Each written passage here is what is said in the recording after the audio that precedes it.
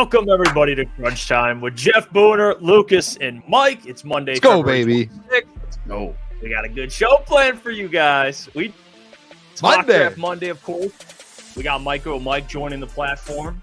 So I'm excited. I'm fired up. If you're tuning in via YouTube, we're only about 150 away from 4,000. Hit it. Which I know we said we were going to do a giveaway, which we are, but we're also going to do one at 5,000 because 5,000. We're trying to. It's the road to 10,000, fellas. That's what we're trying. Maybe to we do two giveaways in a week. We're trying to get to 5,000. Boy. Start on the road to 5,000. If you're listening at any podcast platform, leave a 5-star review. We'd much appreciate that. As we are on most podcast platforms besides Apple Podcasts because they're being stupid. Trying to figure it out though. But fellas, how we feeling tonight? Feel I'm great. feeling great. Great. Beautiful day, Monday, full week. Hey, I don't know if we've told the people yet, but we locked it in today and booked it. We're going to the Combine this weekend, fellas. So today got that much better. We're going to make real content out on the streets in Indianapolis, baby. So I'm pumped for that. Hey, we're going to see Lad McConkey run some routes, Jeff. JJ McCarthy throw the ball. The Booner path runs through Indianapolis. Just when I just didn't think my week would get any better. I get to see Lad McConkey run routes. I'm excited. Gentry, what were you saying earlier? JJ McCarthy throwing? No, about you. Oh yeah, they don't want to see me throw. That's right. I don't want to steal the kid's shine. You know. You don't want scouts in your ear. Yeah, I just can't. It was a weekend getaway. I didn't come here to throw the ball. No, I'm kidding. But dude, I'm so excited. We're gonna have such a good ass time. I can't wait to see a bunch of players. Hopefully, we get some cool interviews down there. But hyped to bring you guys some content for sure. Hey, the Booner path starts. Not goes. It starts in Indianapolis. We're going out there to find some dudes with Brad Holmes. Hopefully, meet up with Brad Holmes, Dan Kill. I think I might bring my Kool-Aid pitcher out there too, boys. Might have something in the works, sir. You have to. Shout out to everyone who joined first. Andy was the first one in this. Not actually, there was another first one in, but he was one of the first. Anakin was the first. Shout out to Anakin, Andy, Seth, ETN, of course, Shift God, Gavin. We got Eduardo as always. C. Bach. I don't know. C. Baki. Maybe that's how you pronounce it. Detroit Grit. Welcome everybody to the show. Like I said, MicroMike is joining. Yes, it is official. He is joining. He is joining the program, and I'm going to go ahead right now and just give 5 memberships because, hey. Shout out. Hey, let's go. We just gifted 5 memberships, wanted to help out the people. So whoever got those, how about you, congratulations. Jeff? There you go. Giving the people some memberships. Now you guys can use the emojis. And like I said, we have a meeting this week, actually, to get the merch kind of finalized there. So that'll be exciting. But for right now, a lot of interesting things happening. Brad Holmes talked to 97.1, just like he does typically, and had some interesting comments. We'll break those down in about 10 minutes or so, and then we'll ask MicroMike more about it because he did say some things. JRM was re-signed. We'll discuss that as well. But right now, man, I mean, we can't have a show if we don't start with the Detroit Red Wings. And you see what Mike has on. You see the quarter zip. It's very important. Guys. Better than the striped shirt. Yeah. And again, you can't mention the Red Wings, Mike, if you don't start with Patrick Kane. That shirt. A man who, again, coming off a severe injury, it was unheard of that a man at that age with that injury could be what he was before, which is basically a point-a-game guy. He's on a point-a-game pace this year. The Red Wings are sitting pretty comfortably in a playoff spot. It's good to have 2 franchises that are worth anything at this point in time. Yeah, no, it definitely is. I mean, what a game yesterday. Obviously, there wasn't as much scoring as, Saturday against St. Louis, but electric game. Happy for Kane. What a way to end it. And what an electric call by Ken Daniels. I know I've seen it all over Twitter, but we are so blessed to have some of the best announcers in all of sports between the Tigers, the Lions, obviously Dan Miller. We are just so blessed. But what a way to end it. Patrick Kane, a shootout or overtime goal, rather, and in tremendous fashion. What a game. Him and DeBrincat both scoring, back returning to Chicago. Just electric night overall. Yeah, it was so fitting. It was almost scripted. Like he's back in Chicago. Everything. It felt scripted. It felt like the NHL is scripted, just like everyone says the NFL is. Like, it was like the NHL is scripted. Like, they have a script and they knew what they were doing. I had Chris Chelios tonight. Like, everything that lined up last night, it felt like everything was scripted. And I keep seeing it here in the chat too. Gentry, at this point, they probably should just extend Patrick Kane like tomorrow or like yesterday. He should have got extended like on the flight home. Yeah, no, and I do think that's coming. Obviously, they're just like the Lions. They have a lot of young guys that they look forward to locking down, and they have a lot of guys in the pipeline that they look forward to calling up as well. But I'm sure after the recent events and just how much Patrick Kane has meshed into the locker room that he's going to be getting re-signed sooner rather than later. And also, I want to say it was Emily Kaplan brought something up about David Perron, how he might have been on the move, and now that he's here to stay. So a lot of things are changing, but I still think Yzerman's going to be very active at the deadline. I still think this team needs a defenseman, a more defensive defenseman, maybe to pair with Shane Gostisbehere, who's obviously very offensive, but they need to get something secured on the back end. And I could maybe even see them adding a forward. They have a lot of pieces in Grand Rapids along with draft picks that Steve could really use to his advantage if they are trying to go all in. Because I seen PK Subban talk about it on ESPN or whoever had the broadcast the other day. And he said, this is a team that I don't think anyone wants to see in a 7-game series. And with the depth and the way that this team is built and the possibility of adding on at this deadline, they're going to be a scary team to face. When's the deadline? Do we know the exact? I want to say it's like March 6th or 7th. It's the first, or the first week of March. So it's coming up. It's within the next couple of weeks. Then all right, let's go. Hey, I'll just pay Patrick Kane his money and then make some moves. That's all I want. Yeah, I do. I think that's coming, man. At least 2 to 3 years. I would like to see on the extension. I don't really know what the pay rate is. I would expect somewhere around like mid $3 million-ish, but I mean, whatever it takes, I would say at this point. Obviously, you don't want to give that guy too much because obviously he still is on the back end of his career, even though he is putting up this production. He is older, but what he's bringing to this team is almost unfathomable, and it's been something that this team has been searching for. So when you kind of get it locked down and you get that guy in your room and he wants to be here, and obviously we already seen the chemistry with him and Kane or DeBrincat and Larkin blooming, you keep that guy around. Yeah, they're playing great hockey. I mean, they're 7-2-1 over the last 10. They've won the last 5 straight. And then in the last 5 games, they've won the last 5 recent games. They're on a 5-game winning streak. They've only allowed 7 goals. So, like, you know, the goaltending, and not just that, but overall team defense has been better, Mike. So, and I saw some people putting it in the chat here. I see Vincent saying Hockey Town is back. But I saw something else. Someone mentioned, I don't know who it was, and I want to make sure I give credit here, but essentially it was, this is a team that in the postseason, you don't want to play. Like they're going to be a scrappy, and not just scrappy, they're talented, but they're a team that I think even besides the record, like they're in a wild card spot. They're a good team, Mike. And that's why I think the trade deadline is so interesting, because they're right there. They're a legitimate playoff team, and that's exactly where you want them. And that's credit to those players, man. Like they got, I mean, Alex DeBrincat, the offseason edition, he leads the team in points. I mean, Kane at 35 is playing great. I mean, like I said, he was a point a game, basically a point a game guy before the injury, and he's been a point a game guy this season. So it's like, I don't know what more you can ask for. Like you said, there's some additions you can make, but overall, man, blessed to be watching this type of hockey. And it's amazing. I just saw this too. I just went and looked at this. I think I saw it because I saw a stat about like they've scored 2+ points or two plus goals in like a certain amount. I think it's like 27 of the last 28 games, which is like, to me, it's like that's not like they're out there just dominating. And I do have that bet, Gentry, to go to the playoffs. I wrote a question.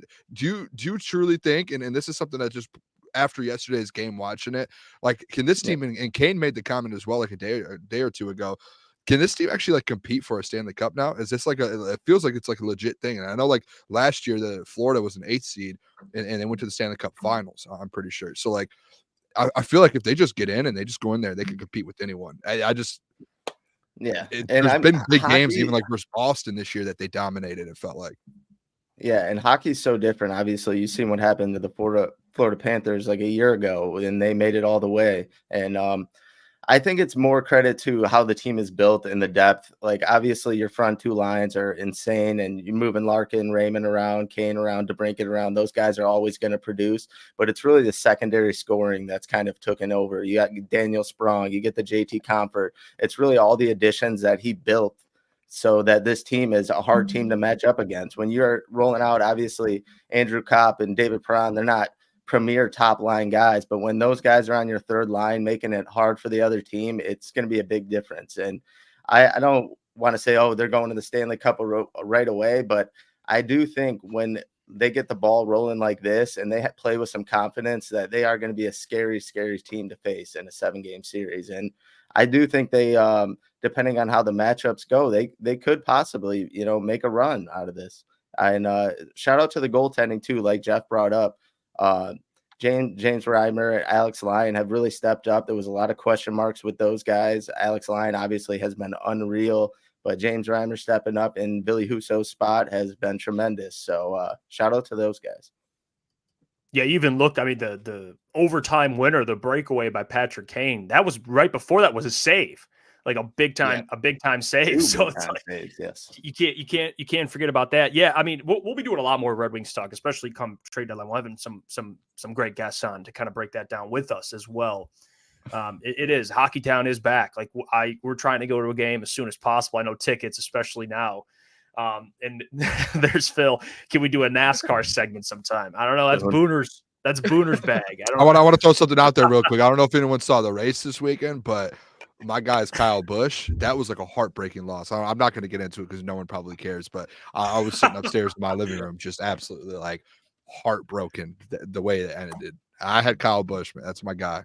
Shout out D-Mac too, by the way.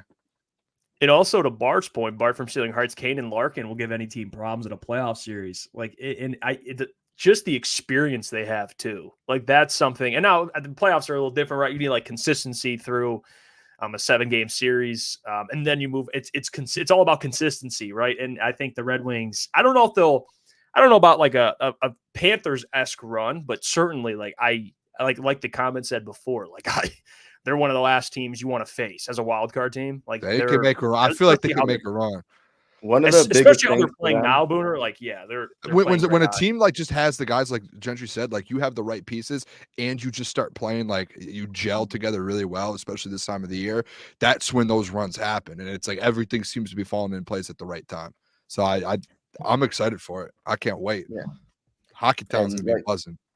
This run that they've gone on has been a big contribution to how they've been playing on special teams. Like the power play has been unreal, and that's a lot of credit to guys like Patrick Kane and DeBrincat. But the PK has been insane. I don't have the exact numbers right in front of me, but they have been killing. I want to say over these last like 10 games, it's a crazy amount of PKs or penalties killed rather, and they've been outstanding. So when you go in deep into the playoffs and you're playing these good teams, those special teams units, you need your power play to be scoring goals, and you need to be killing penalties. So those two units have been really huge for this win streak, and they're going to be a big part of their playoff run.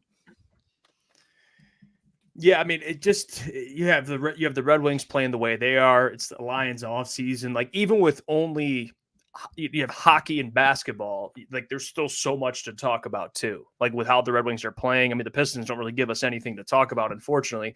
But it's okay because Brad Holmes talked to 97.1 today. So he's given us free content, which was great. And he had some interesting things to say. I mean, he kind of hit on a bunch of different topics. He talked about Jared Goff's extension. He mentioned the draft and kind of he hinted that, he doesn't hate the idea of not picking in the first round. Talked about his approach, which kind of something that I've been preaching here, and you guys have felt the same way. I know like the optimism, and I know me and you, Booner, had this discussion too. And he said it, like his approach isn't going to change. Now, who knows, right? Come off the offseason, but he essentially said, which is a great point, which I don't think we've ever mentioned here on the show. The free agency period for NFL teams is for filling holes. And that was your motto, Booner, fill the holes. Pause on that. But still, that's what you said. Fill the holes. That's what free agency is for. The NFL draft is for acquiring talent, right? Taking the best possible player available, which I guess we'll start with that comment, then we'll get to some other things he said. Guys, that right there, what he just said, we can't count out any position Any position. Like Lucas, when we did our my first round mock draft and we talked about the possibility of Keon Coleman being a Detroit Lion, like what if you're in a scenario where you're at pick 29 and Keon Coleman's right there and Brad's thinking at it like, you know what? We probably need a DB, a defensive lineman, but the best player on this board is right in front of us in Keon Coleman. Wouldn't that open the possibility of drafting a guy like Keon Coleman? That's how I feel about it. That's what I took away from what he said. I think after watching him get Jahmyr Gibbs at 12 last year, it would be the same exact thing. So if he were to get Keon Coleman, I would not be mad at all. I would trust it 100% because at the end of the day, if you just give Jared Goff more playmakers, it just helps him have more sustainable situation around him.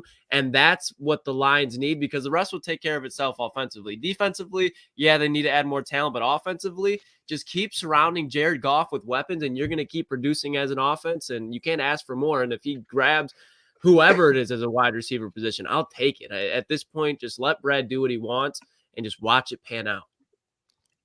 Yeah, and two, I do want to kind of like off of that too. And Jeff, I know, and we talked before the show too, and you mentioned wide receiver, and I mentioned too. It's I don't even think that like wide receiver is the one that you have to be looking at. Like we all have our head like stuck on a corner or like a defensive end at 29 or like moving up or doing this.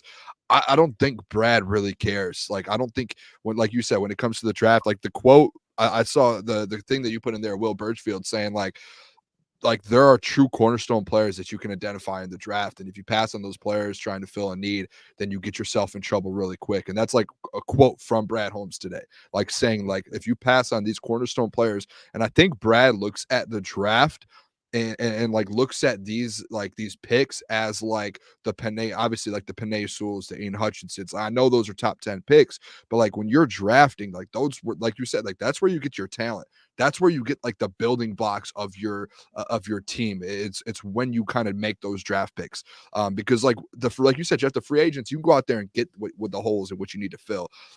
So I mean, not even just wide receiver, but just any position in general. I feel like it's open at 29 or trading up or back. Like I just think he has like last year, like he had said.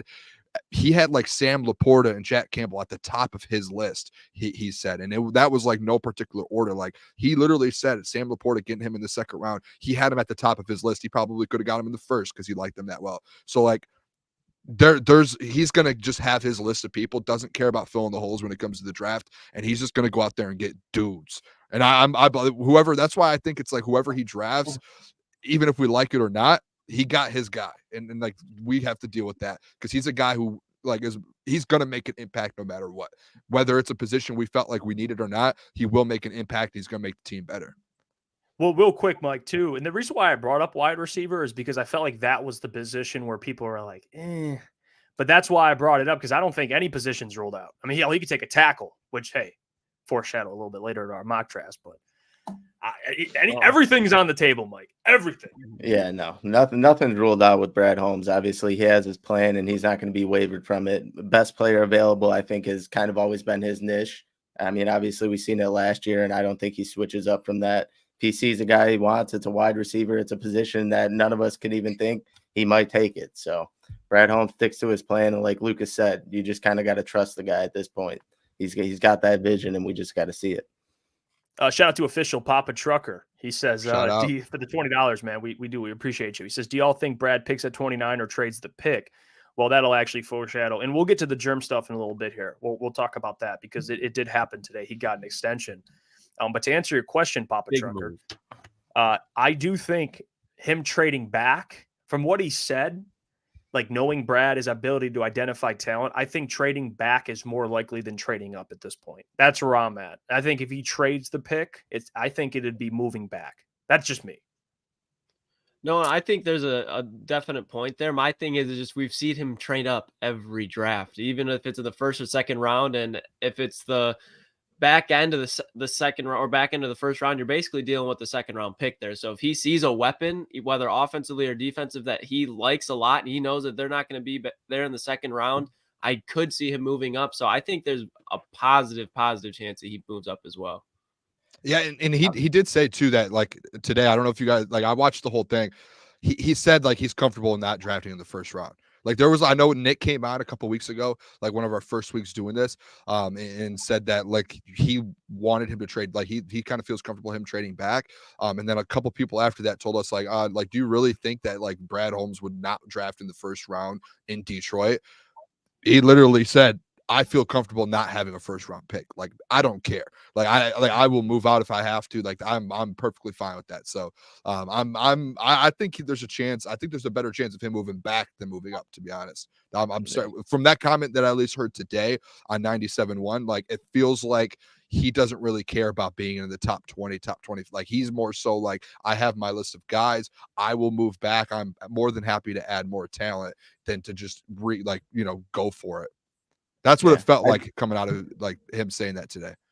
I do agree that he's more likely to trade back, but to shift God's comment here, I do agree with this. He's only trading up if his 1,000% of his guys there, and it's that simple. Which I do agree to an extent, but I do still think it's more likely that he trades back rather than trading forward. Yeah, and that's kind of to Steve Wild's point too. Like I think realistically, if you look at that pick 29. It is a fifth-year option pick, which people are always enticed by. So I think trading back in the first round's on the table, and not to mention like later in the draft, like Lukas said, he could trade up. He's done that. So he can trade back, trade up. Like it's whatever Brad sees necessary, and he seems to find a way to fleece guys. He loves to add picks, and with the 29th, you're able to add something else on the back end. And I think like the more chances of him, I'm gonna keep talking about this list that I know he has because he talks about it all the time every year. It's the more chances he has to add more guys from that list. And so like if he could walk away with 4 guys from his top list instead of 2, like he's going to do that. And trading back seems to be the way to be able to add that to it, to keep adding some more guys and not have to pass on guys. Shout out to Tim, by the way. We actually met Tim this weekend. Well, shout out in Rochester. So it was nice to meet you, Tim. Man. He's a cool ass dude, man. And he just sent $10. So thank you for that. He says Brad will not pick at 29. Nope. Either will trade up or trade the pick for a high caliber player. Yeah, I think that take is on point because just based off what he said, right? He's comfortable trading back. This draft, especially at wide receiver, I know we mentioned Keon Coleman, which he's a talent, deep, but all I hear, it's a deep wide receiver class, very deep. That's what I've been hearing a ton. So I think like just to kind of tally off that, like last year wide receiver class, I felt like it was heavy, but it was more so with the slot wide receivers. This year, there's a lot of true X wide receivers, the Malik Neighbors, Marvin Harrison, Brian Thomas's. You can just keep going down the line. There's guys that Brad Holmes, if he's like, yeah, we're not bringing Josh Reynolds back, but we're going to go get a dude, he can trade back in the second round with even like to what he was saying. You trade 29 to pick 34, and so you have 2 second-round picks now. You can still get what you wanted in that first-round pick, and you just added more capital. So I think either way, he's going to be dealing for sure. There's no way he just sits tight. No way. He's going to make a trade. He's going to make a move.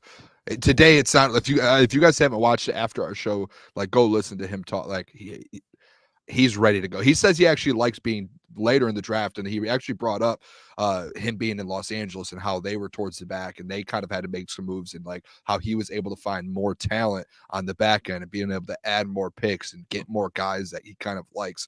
And he mentioned all that today, and that gives you a lot of faith, I feel like, in your GM. Like we've seen him kind of go 3 for 3 on drafts and find a lot of dudes. Now, like you're in a different position than being in the top 10. Now it's like you really have to evaluate really well to kind of find those guys because you're not picking in the top 10. He's like the perfect GM to have in these scenarios because he can evaluate at an extremely high level. So he knows what he's doing. He's about to get a couple of guys for the path, man. Shout out to Nine Drakes. He just became a Crunch member. So thank you, Nine Drakes, for that. Appreciate it, my man. Especially a GM like Brad Holmes of that caliber. If you give a GM like that flexibility and you give him options, that's a dangerous man.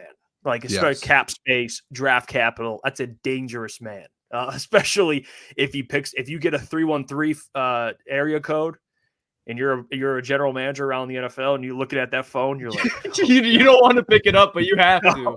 On draft night? Oh my gosh. By default, I think what makes it like especially for GMs like him and like Les Snead, the ability for them to trade back just because they are so much smarter than the other GMs, they just sit back and let the other GMs mess up. They're like, okay, you just picked a player that should have been in the 3rd, 4th round at pick 28. That's why we just traded back, and now I'm going to go get a top 15 guy at pick 36 or whatever it is. He lets the other GMs and mess up, and it just gives him clearer vision just to pick them apart. He's like, yep, I'll take him. I'll take him. I'll take him. And I think that's what makes him so good.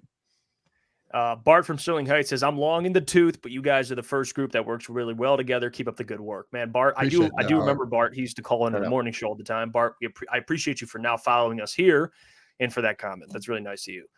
Guys, real quick, we're going to get to MicroMike at 8:30, and he's going to help us kind of break down the offseason and draft. It's going to be good catching up with Mike. Does great work. He's in the chat right now. You can, if you're not subscribed, I'd be surprised, but go subscribe. Mike does great content. Speaking of, listening to what Brad tells you, because that's what Rod Beard always used to say. He's like, listen to what they tell you. When Brad or Troy or whoever it is, any GM, when they talk, you listen, because they're very honest. They just told us today they're re-signing Jerm. So, hey, highest special teams contract. Which, guys, this is – I know we had the conversation who would be the first to re-sign. I don't think any of us said Jerm. I think we were talking more Graham, and this is more free agency, but Jerm was the first one.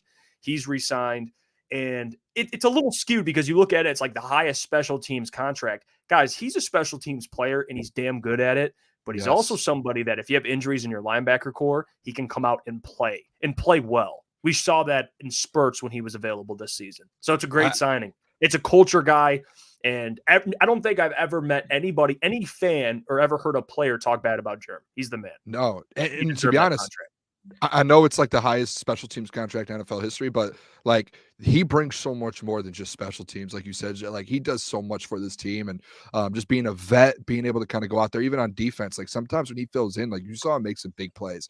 And I think this opens up.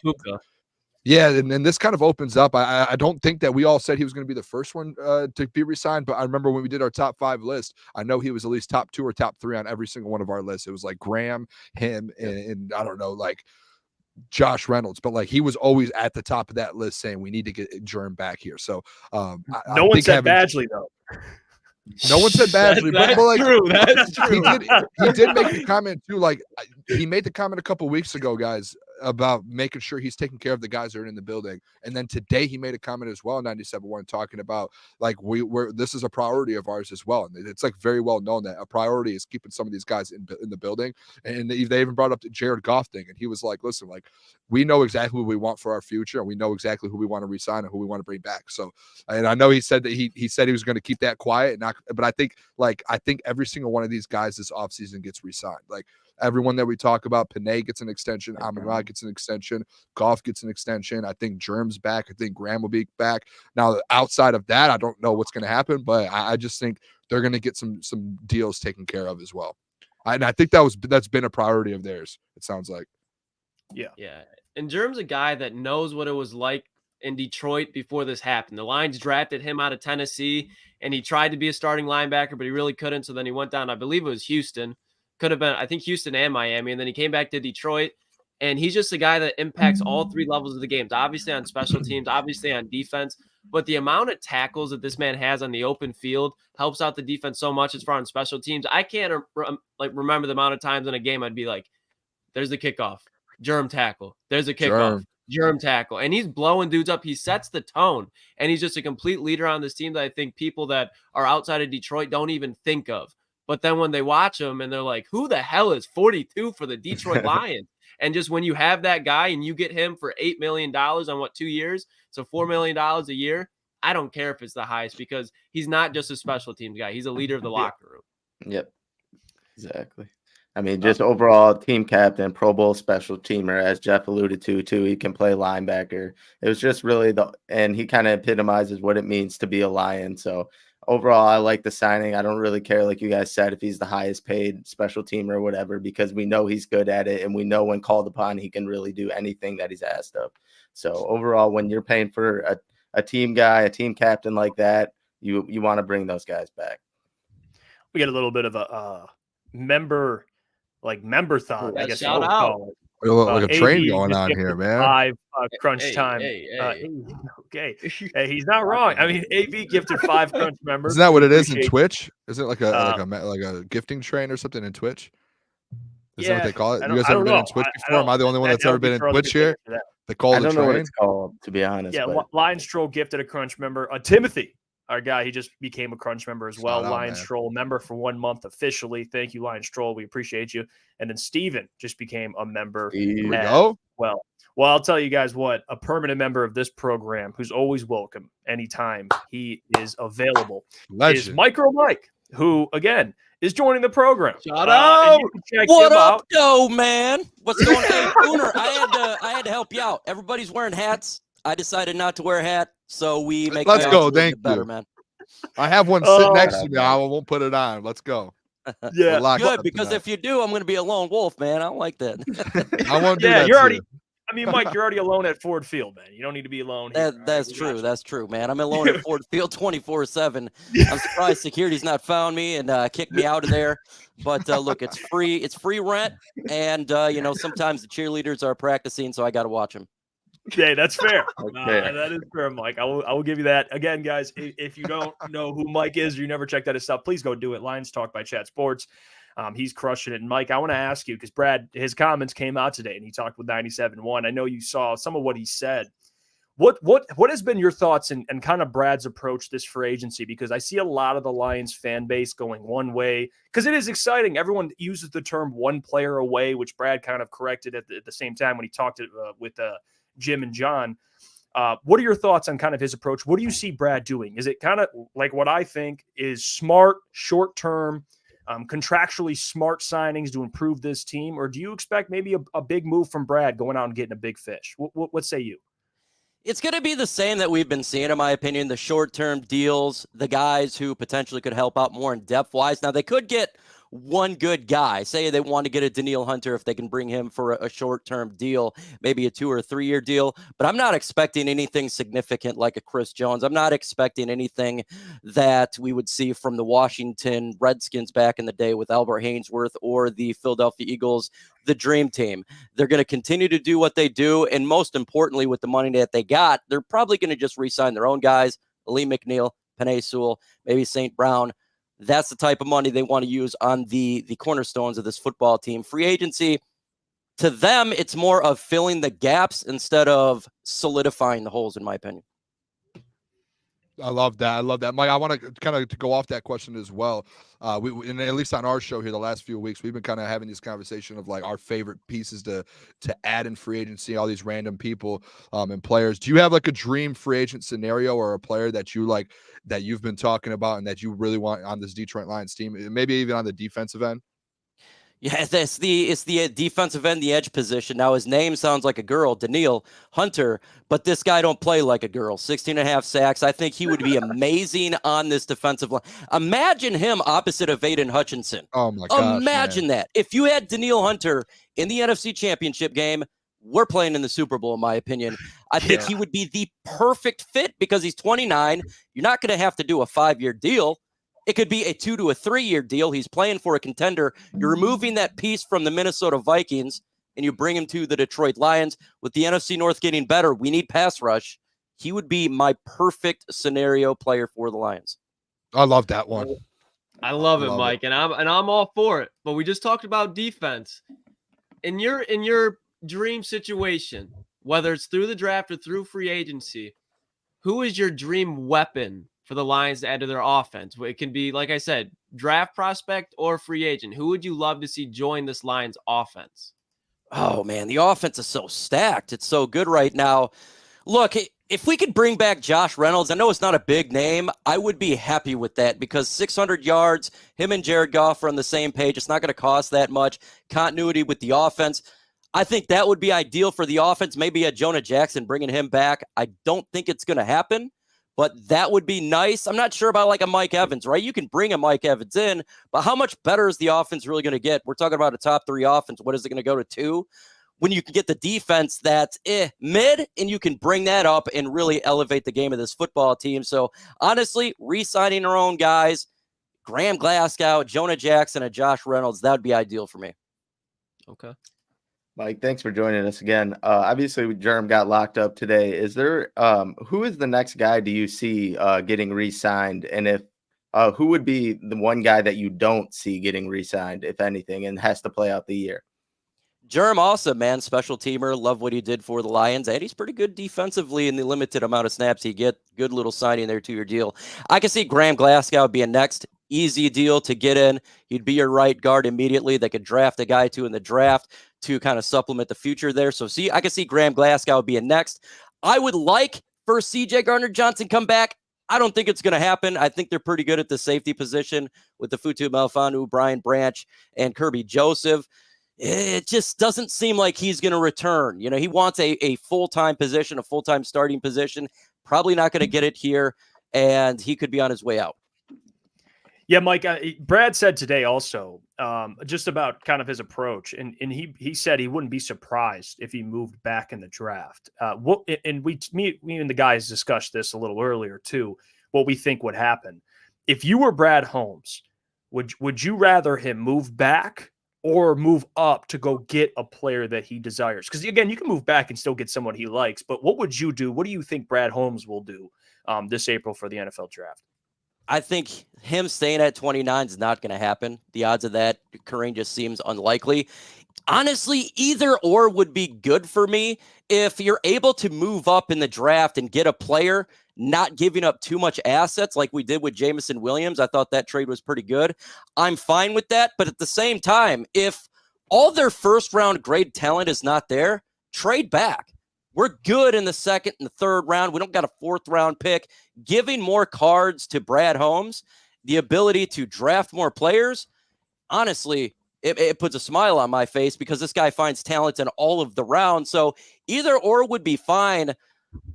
I just don't know. You know, if they wanted to get the Jared Verse, you have to go up probably near the top 10. Don't know how much that would be, but it'd be a hell of a pick. Or if they're trying to get a said corner, I'm cool with it either way. Brad Holmes, he's a G. He knows how to draft. He evaluates talent. Whatever decision he makes, I support.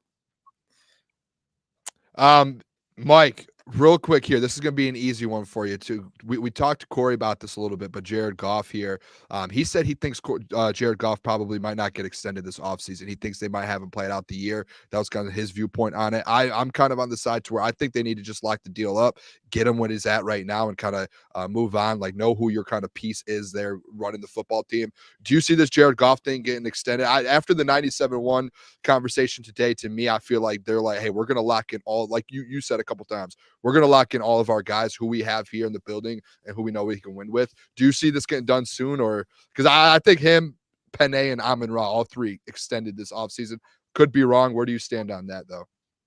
I came into the season with Jared Goff wanting to see what he can do, where he could take this team, win a playoff game. Not only did he win a playoff game, but he had like top 5 to 10 stats in nearly every statistical category, and he took us to the NFC Championship game. I think we should lock him up. He's proved it, in my opinion. 29 years old. The guy makes great decisions in the clutch. He's extremely clutch. This is something that no stat's going to talk about. When it's the big time play, he makes it nearly every single time. Lock him up. Just get it done with. Look, if he has another year like he did this past year, that money legitimately could go up significantly. And there's going to be other teams that would want to compete for his services. A lot of NFL teams. So I'm in the business of locking him up. I seen enough. The guy is getting it done. And plus, I want to continue to hear the Jared Goff chants every single time he's on Ford Field. I love it. It's legit. I love it, man. It gets me all hyped. I love it. I move a little bit down here. It moves a little bit. It goes up when I hear it. And so that's always exciting, especially my girlfriend. She really loves that. Hey, I had ESPN on the other night, and I heard Jared Goff chants just out of nowhere. So that's awesome, man. We had a cheer competition, West Michigan, and they were chanting Jared Goff. So let's keep this thing going, constantly. Let's get the Jared Goff chants going and give an opportunity to stay in Detroit. The guy is a Detroit Lion. He, as a quarterback, he's exactly what I want as a quarterback. He's mentally tough. He's strong. He could care less what people say. And he's feisty too. And I like that. He'll bite back at people like Fitzmagic saying he's a poor Matt Ryan. So I love that in the quarterback. Bring him in, lock him up. Let's get it done. Who is this guy? Harry Styles? I mean, Jesus, man. He's getting Jared Goff chants everywhere. He's a star. I don't disrespect Jared Goff, Jeff. Look, he's winning on the field. And if you've seen his fiance, Yeah. soon-to-be wife, he is winning off the field. Lock this man up. Look, I want to be the LA rapper when he dressed up like that just because he inspires me. That's awesome. I love it, Mike. I love it. Something that I'm really not in love with, though, and I've talked about it on this show before, and I've got some pushback, is the interior of this defensive line outside of a Lee McNeil. I hear the Levi Onwuzurike, Broderick Martins, but I don't like seeing Tyson Alualu out there in the NFC Championship game. That's just me. So I think they have to add to the interior of this defensive line. Do you think they do it? Or should I say, do you think Brad does it? And if he does, where do you think he goes about it? Oh man, look, the interior defensive line in this year's draft is pretty stacked, if you ask me. If you're wanting to get a nice young talent next to a Lee McNeil, you can find it in late in the first, second, third, and look, we don't got a fourth round pick, but there's talent there in the fourth round. That is where you want to get your interior defensive lineman as this year's draft. I think that's the best option for the Lions. We don't know really what we got in Broderick Martin right now. So I think in investing in that position in the first 3 rounds, if it's the best player available, because obviously that's the route they go, that is the best way to add to the interior. And I agree with you. We definitely got to get better in the interior. Getting the pressure up the middle is important. And especially when we're going after these quarterbacks that are mobile, you get the edges to set the edges, but you need that pressure in the middle. So for sure, yeah, definitely got to upgrade that position in the NFL draft. Kind of what you're alluding to. What do you think the biggest position of need going into the draft, going into the free agency is for the Detroit Lions? I think we all know that's the cornerback position. That thing right now is cheeks. I mean, we're talking about Cam Sutton out there and Vildor and Will Harris. I know he's a free agent, but my God, we got to get better. Don't even bring him up. Oh my Will God, Harris. Look, if they re-sign him, I think I'm going to lose my ass. That's all I'm going to say 25 right overall, there. Will Harris. They say he can play multiple positions. Well, so can my daughter. It doesn't actually mean that you're good. You could still play the positions too, versatile. So look, cornerback position, we got to get better. And that could be something that they could trade up in the draft or down. It just depends how this draft goes. Is there going to be a run at the cornerback position in the middle of the draft? That's my fear. If not, you could maybe get a Kool-Aid McKinsley or Tampa or whoever out there to really help this secondary out. There's some free agents you can pick up. I just don't know if it's really the long-term solution. I think you have to find it in the draft. Yeah, Will Harris could have a slice of bread with peanut butter. Oh my God, man! What? Yeah, I don't know what's worse, man. Waking up and your dog licking your balls, or Will Harris is on the roster. They're pretty both bad situations right now.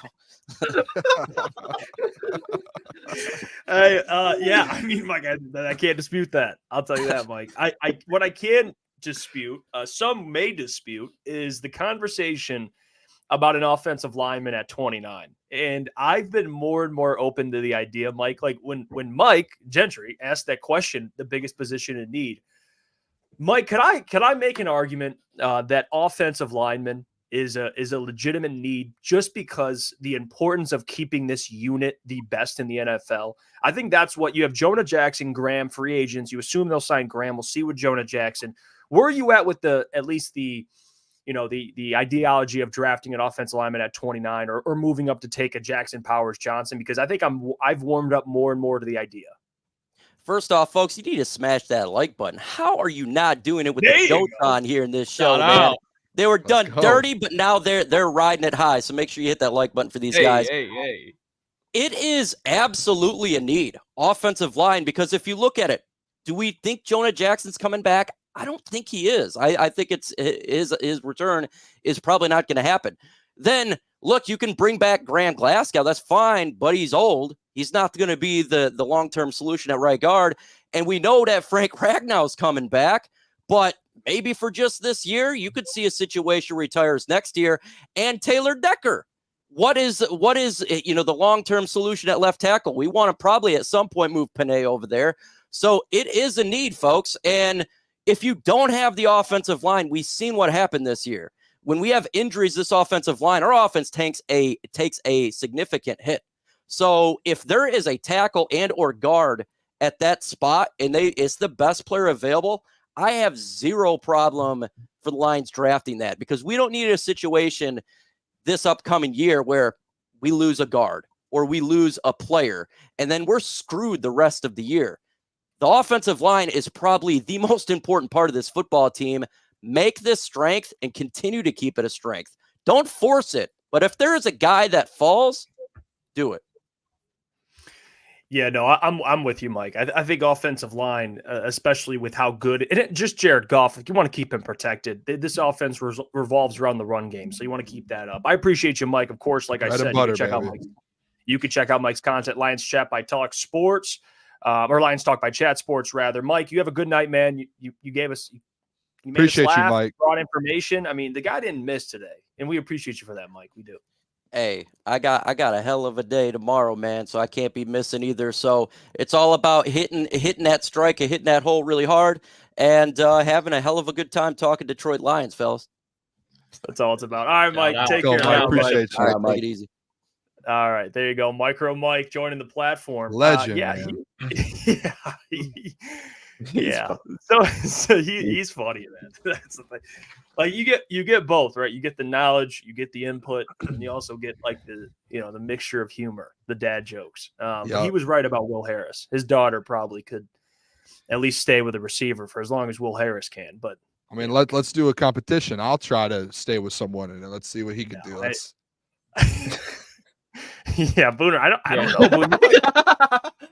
Booner, I want to see you. I mean, you'd be a menace on the edge, Booner. We're going to the combine this week. We're doing some combine drills. You'll see a little bit. We'll put you next to Matty Betts. Oh, I don't know who that is. But... The CFL player, Matthew Betts. Oh, okay. Yeah. Your guy, remember? Your guy. I'm convinced as a D end I could get around someone. Just a little.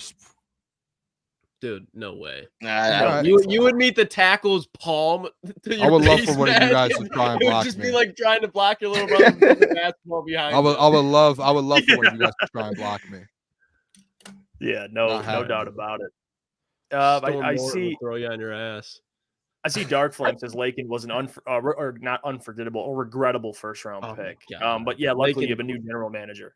So didn't he just get dropped today too? Brad Holmes. I'm pretty sure he did. Yeah. Yep. Freddie fell through on 3. Jeff, I have combine tickets probably going Friday. Well, we'll be there Friday. We'll be there Friday and Saturday. So we're gonna have to catch up with you, Freddie. That'll be a good time. That'll be a lot of fun. To kind of discuss kind of what Mike talked about and some of the comments from Brad, and I know we kind of mentioned it earlier, some of what he said, but to kind of recap on it, I didn't get your guys' thoughts kind of on the Jared Goff stuff. On the here you go. King Horse Booner. If you guys don't have your own combine between the 4 of you, I swear. Yeah, we're gonna have to figure a way to. We're gonna do one. We're gonna do a video. Yeah, we're gonna have to figure out a way to kind of like rig that. I don't know probably will come in last. What's the weather look like in Indianapolis on Friday? I don't even know. Probably beautiful. Yeah, it's supposed to be nice. Probably beautiful. We'll be there. Hopefully, we'll do something. We'll go to Lucas Oil Stadium and do some sprints and stuff. Little shuttle, cone drill, some sprints. I wish we could mess around and use the equipment there, like run an actual. Jeff's like, can we get some field passes? Yeah, Luke Klotz. I want to run the 40. It's like Chris Jones with his balls falling out of his shorts. That'd be Booner. that would be me. That would be me, man. But he had a good 40 though, so yeah, that would be me. Yeah, that would. I mean, even Coach Wall, can any of you bench 225? I mean, no, I was close back in college, but yeah, not anymore. My max probably now like 8 reps. Not right now, none of us. Yeah, definitely. I think the closest I got is 205. I'm 20 pounds short, and that's like 1 rep. I can't do. These guys are doing like 20 of like 225. I'd opt out of that part. I could opt out of every single part. I would. Just doing the QB drills. I'm cool. Not running, nothing. Yeah. No, I'm trying to get to 225, but that's 1 rep. I mean, Panay, I think Panay did he did 20 plus of 225. Bro. Like that's like these guys. There's always a kicker or punter every year that does like 25 too. Just makes you just feel useless. That's as the kid from Mizzou. The field. I don't know. No, I don't think that's him. I bet you he puts up 15 plus. Harrison what about the Bama kicker? Have you moved off the Bama kicker now? Yeah, I'm on the beer belly guy, man. I'm on the Booner little bro. That's fair. AB. Thank you for the 20, brother. We appreciate you, man. He says if she was 225, all four of you would bench her. Well, yeah, I mean, shout out for the money, fair. man. Yeah, that's a fair comment. I at first I read that all four of us would bench her, like we'd have to all bench her to get her up. I was like, well, that's a little aggressive, but hey, appreciate you, AB. I do. We appreciate the donation. I do because we didn't really speak on it. I brought up Brad Holmes' comments, but we didn't really get to the Jared Goff extension thing. And Boone, I know we talked with Corey, and Corey's theory on it. And his thing, and I asked him the question, right? Over under 2.5. Amon-Ra, Panay, and Jared. Extensions getting done this summer. He said under. And he says, I don't think Jared gets done. And I saw someone on Twitter. I don't know who exactly it is. I forgot. So if you're listening and this is your comment, I apologize. I'm not trying to take it, but you said it. You can comment. They mentioned that if I'm Jared Goff, I wouldn't rush to sign an extension either, given how the cap's going up and how much quarterbacks are getting paid. So if you wait, contract, guys are going to get extensions, and Jared can sit there. There's nothing to suggest he won't play well this year, given he's healthy. Is there a real chance that they wait to extend Goff, or do you think they get it done this offseason? This is where I'm at with it, and I think on both sides. Like, I think there's an argument for both sides. Like, no matter what, any player, you could be like, oh yeah, no. For Jared Goff, it's like Jared, like, he just had one of his best season of his career, probably, right? Like, took the Lions to the NFC Championship game, won the first division in 30 years. You know, like, he did everything that he needed to do to get an extension. I do get the caps going up and everything, but in that sense, it's like, hey, you just had the year that you wanted to have a contract extension. Like, what happens if you don't put that back? And I'm just looking at it in Jared Goff's eyes here. Like, what happens if you just have a little bit of a down year and maybe you still win the division, but you don't go to an NFC Championship game and you don't put up the numbers, top 5 numbers in every category as you did? Then it's like, okay, then they're able to use that against you. And on the other side, with the Lions, and I get Corey's point to a little bit, to where he's like, hey, like, see what he can do for another year. You do have Hendon. You want to see Hendon, but it's like, hey, you wanted to see what Jared Goff could do, and you just saw it this year. Like, he just took you to an NFC Championship game. You were up 16, 17 points and almost just went to a Super Bowl with him, and he won you a division, and he did all of the money you could, like, he did everything you could do, like, at that point. So, like, on both sides, to me, like, for the Detroit Lions, it's he's already proven to you what he can do for an extension. That's out the, like, I don't know why we would be like, hey, let's wait another year to see what he can do. Like, I think it's, hey, he literally just showed you what he could do. And on the other side with Jared Goff, it's, you just literally had the best season of your career. Why try and take another chance and go for another year to have that potential to kind of go? You guys see what I'm saying? It's going on both sides here. Like, to me, it's a win-win for both sides. Get the contract done and move on.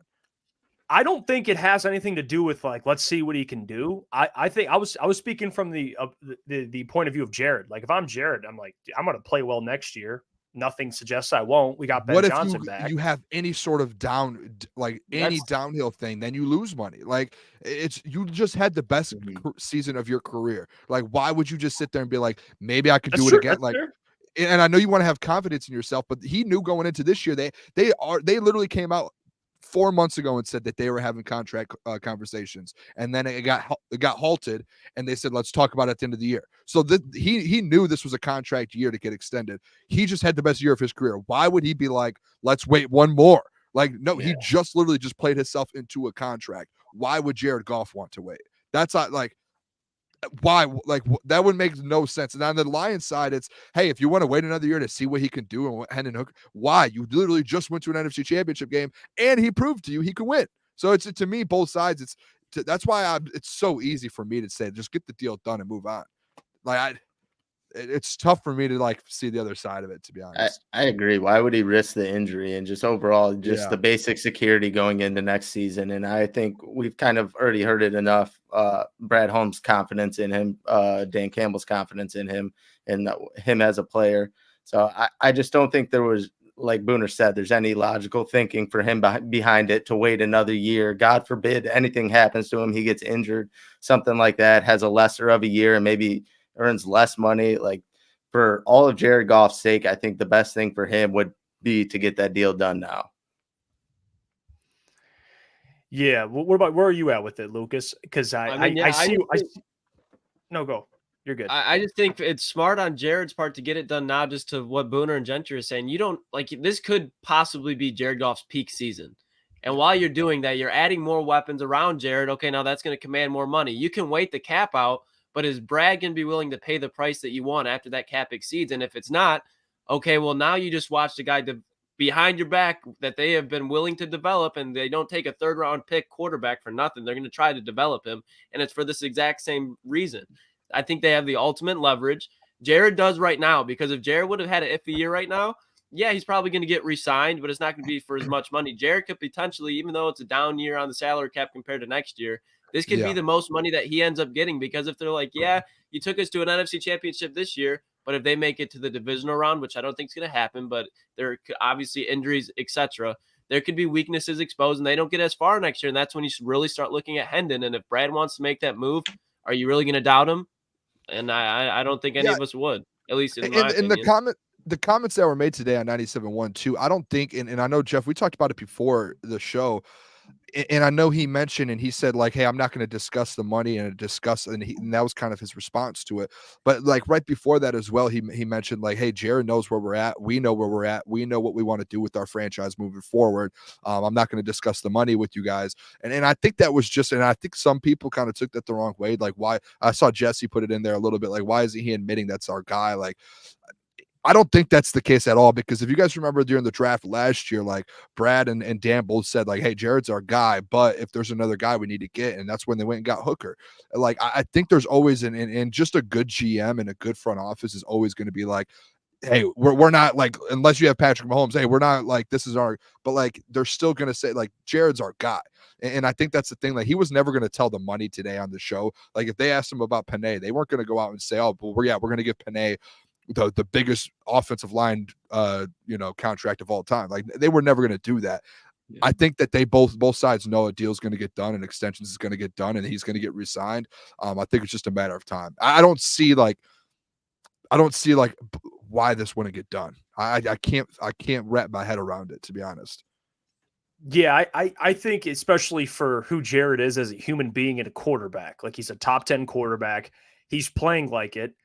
And from Brad's perspective, if you look at Jared, or from Jared's perspective, if he wants to stick around and he wants to win, which is something he values, and he's made a lot of money in his career, I don't think Jared's even going to approach this contract like, let's break the bank. Let's make historic money, right? Like, I just don't think that's going to be his approach. I think he's going to take a team-friendly, whatever that price tag is, deal for them to try and keep a lot of the players around, because Jared's been in this league for a while. He's experienced lows. He's experienced highs, especially in LA.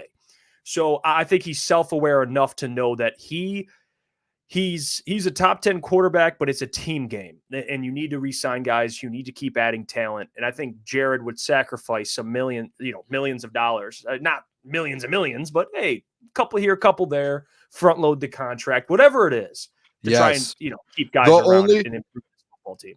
The only scenario, and this is just playing the devil's advocate, like on the other side, say they don't get a deal done this year. I don't know what his cap hit is going into next year. I'd have to look that up real quick. I don't know if one of you guys have that. The only scenario, and this is like literally the only scenario if they don't sign him, and the reason why would be like, so his cap hit next year is 31 million. Which is very low, right? Like, so if they're like, hey, that 31 million, that's super low. If they say, hey, we're going to wait and we're going to franchise tag you next season, because they can do that. And the franchise tag, if you guys like this year for a quarterback, I believe it's only like 38 million for this year. I'm guessing next year it goes up a couple million, so about 40 something million. That's the only scenario I see that like Brad Holmes and the Lions going to being like, hey, we're going to keep you and we're going to let you know, hey, we're going to probably tag you next year.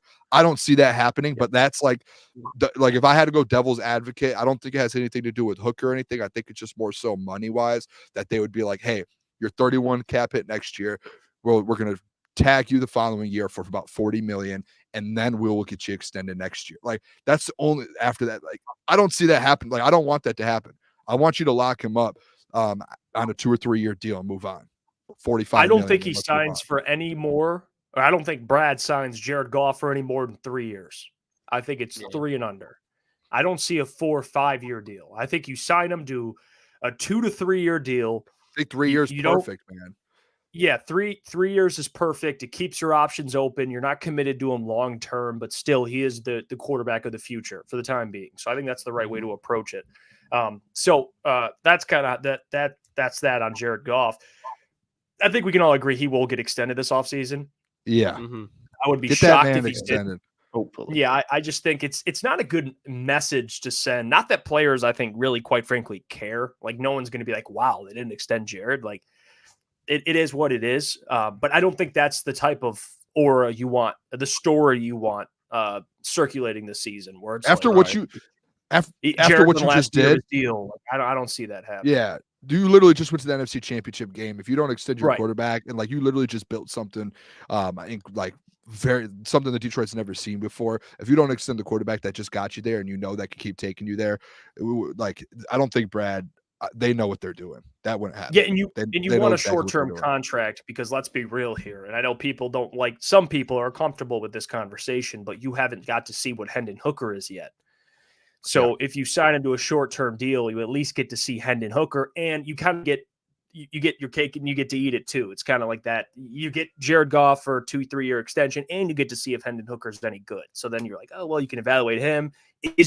Could he be a guy to take over? Oh, he's not. Is he? You get all your answers. So it makes the most sense here. It is 9:00, fellas, so it's time to get to our mock drafts because it is mock draft Monday. Every Monday leading up into the draft, we'll be doing our mock drafts every single Monday individually, and you guys are going to grade them and vote on them. And we're only doing 4 rounders. We're not doing 7. It's just it's unnecessary. That's for Brad to do that. Right now, we're just doing the meat and potatoes, like I say, the 4 rounds that people care about.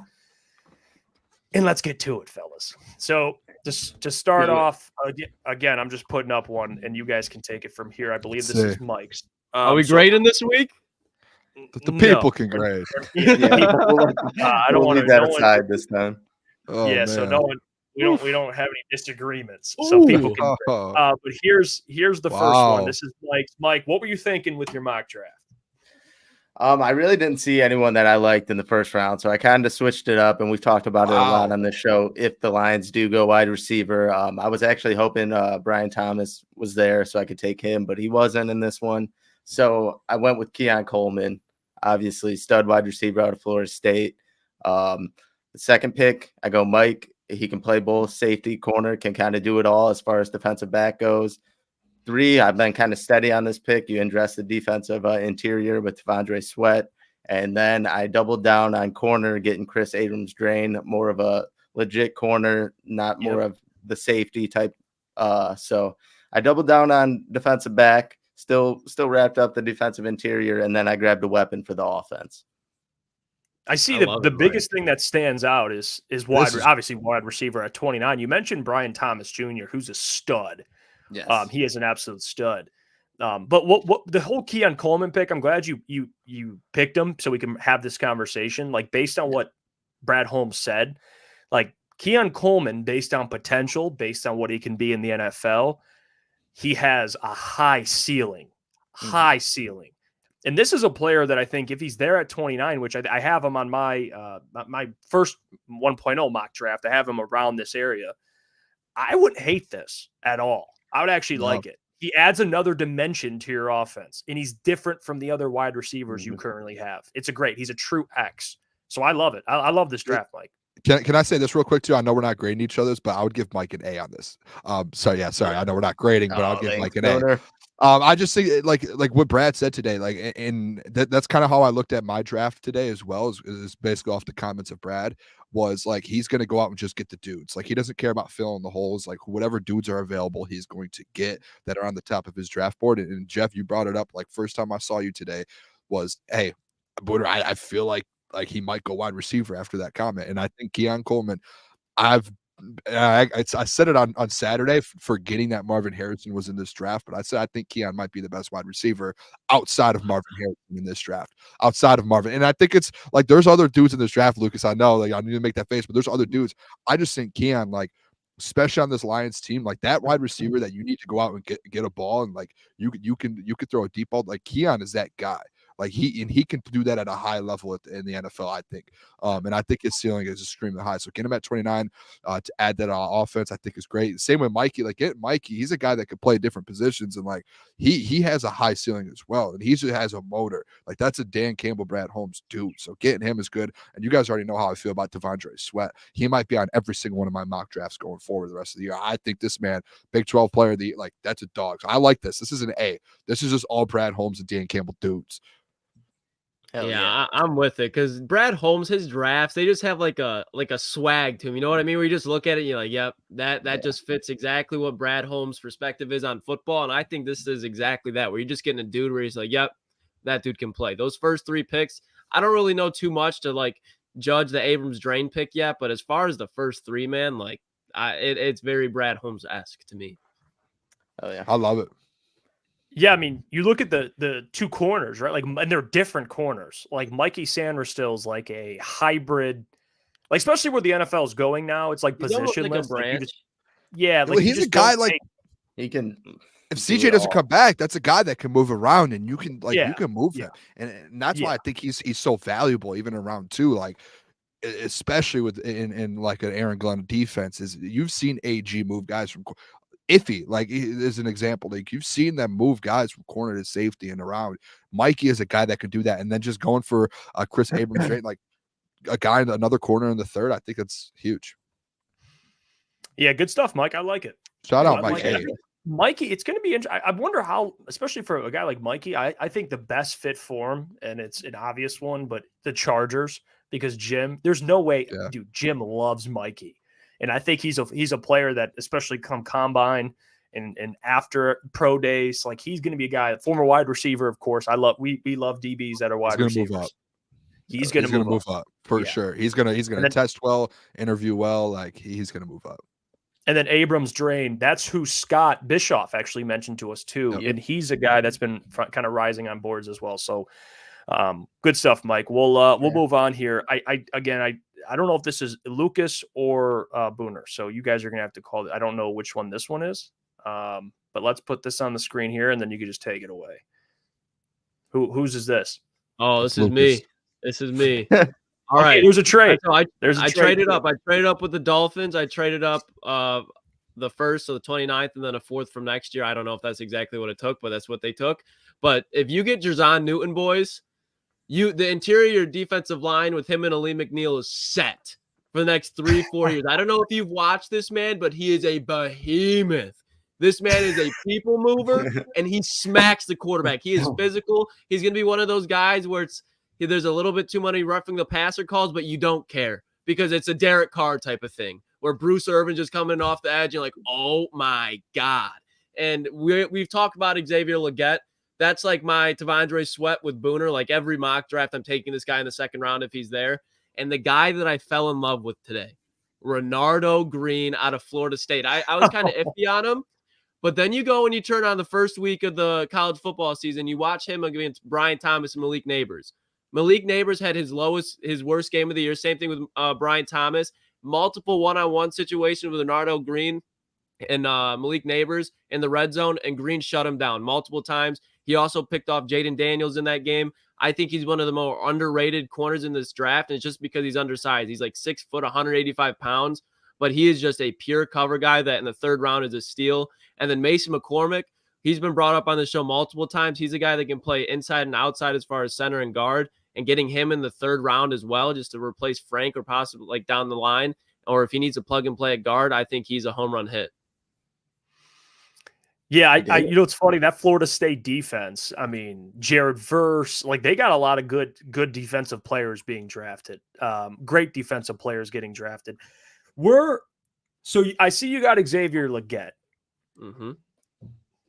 I know PFF gave you a D+, but we all like Xavier Legette. I think that, again, kind of like the Keon Coleman, he brings a different dimension to this offense.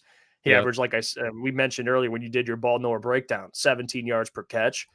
Like in the trade up for Jerzon Newton, who is just a pure pass rush. He's just a big man who can also get after the quarterback. Well, and then you got a guard in the 3rd round too. I like the position. You address the positions of need, and you traded up, which is a Brad Holmes masterclass. So yeah, I people could say what they want about Xavier Legette, but if you bring that, he has the yak of Amon-Ra St. Brown. He has, I'm not going to say the speed of JMO, but he has breakaway speed where he can take a slant to the house, and then he can do it in the blocking game as well. The only thing he isn't is a refined route runner, but with time, with Antoine Randall Els as wide receiver coach, who was an amazing route runner, he's a guy that can develop and do just a weapon for this offense, both in the pass and the run game. So that's just a weapon to have that I think would help Jared Goff out immensely.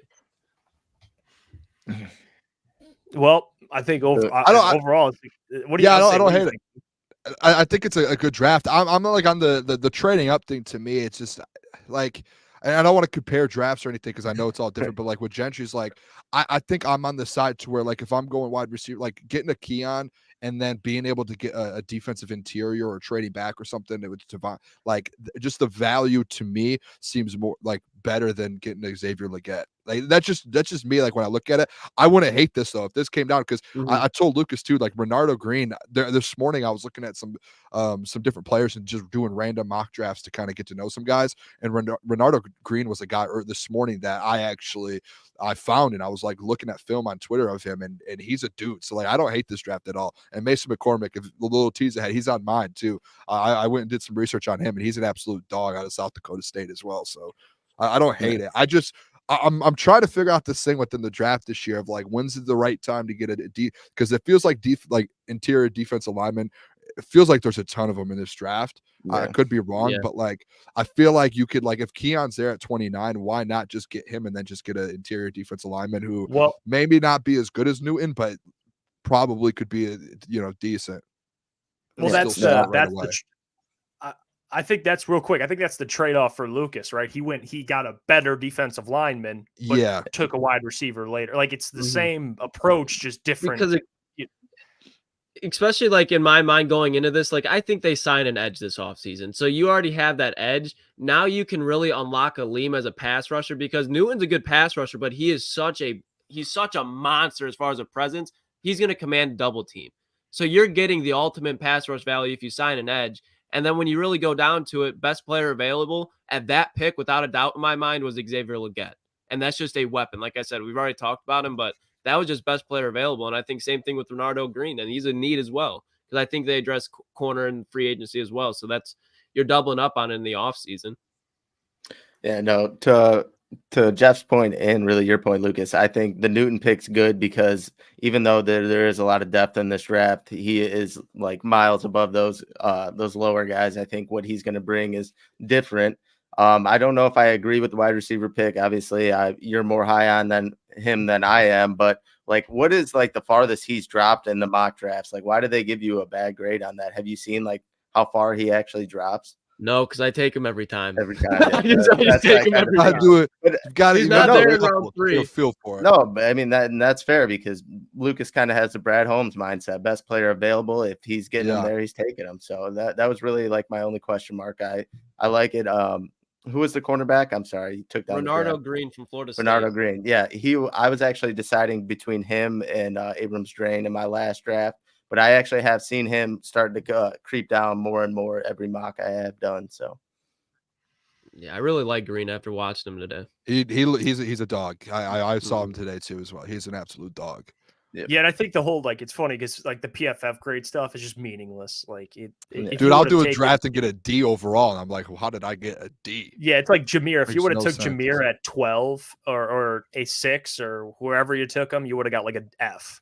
So that just tells you right there, like, just don't listen too much to the grading system on PFF. But overall, I think we're filling the positions in need. I think we've all kind of hit on it. Here's Booner's next, which Booner actually made a trade too. Booner was cooking too. He traded back. So you traded back to 41 and got more assets. Yeah. So my mindset with this, and it looks like a big trade. Really isn't. It was. I heard Brad Holmes talk this morning, and right after I heard him talk, I went and did a mock draft, and I was like, I'm going to trade back because it sounded like that's what he wanted to do. And we've done a lot of mock drafts too the last couple of weeks to where we got Kamari Lassard at 29, and that was something we've been doing, and we've talked about him. And in my head, a team that Brad's fleeced in the past, the Green Bay Packers, to get Brian Branch, They were up to trade for the 29th pick. So I traded back to 41, got added a third round pick and a fourth round pick. So got 2 more picks in the top 4 rounds. And also got a 4th round for next year. Kamari Lassiter, though, he's like I said, we've gotten him in the 30s and then 29 at times. I think that's just that's a dude. We talked, Jeff, that's your guy. He's an absolute dog at the end of the day. If you can go back to 41 and still get him and add assets, I think it's great. Braylon Trice, I mean, dude, that man's absolute dog, almost 20 sacks in the last 2 years. We already know about him. And you guys know I said T'Vondre Sweat's going to be on all of my mock. I love T'Vondre Sweat. If he's not in the Honolulu Blue Boys, I'm going to riot. And if he's there, Lucas Mason McCormick as well. I wrote before the show, Lucas, you came in. I wasn't talking to you. I got these stats: 2,400 snaps plus in college, only 3 sacks given up, and I think he's only given up like 8 or 9 quarterback hurries or like something insane. He's and then I was reading the feet too. Yeah, they said he's athletic. super quick. He's athletic. And they also said that he's a guy to where he has all of the skills that you need. But at the end of the day, that they said that he's like a dude that just goes out there and works and he'll give you everything he has. And that just reminds me, like when I read this article, reminds me of a Dan Campbell, Brad Holmes guy, where it's like, we just want a dude that's going to work and just go out there. And if he has the skills to go on top of it, getting him in the 3rd round, I think that's perfect. A guy that could probably plug and play right away.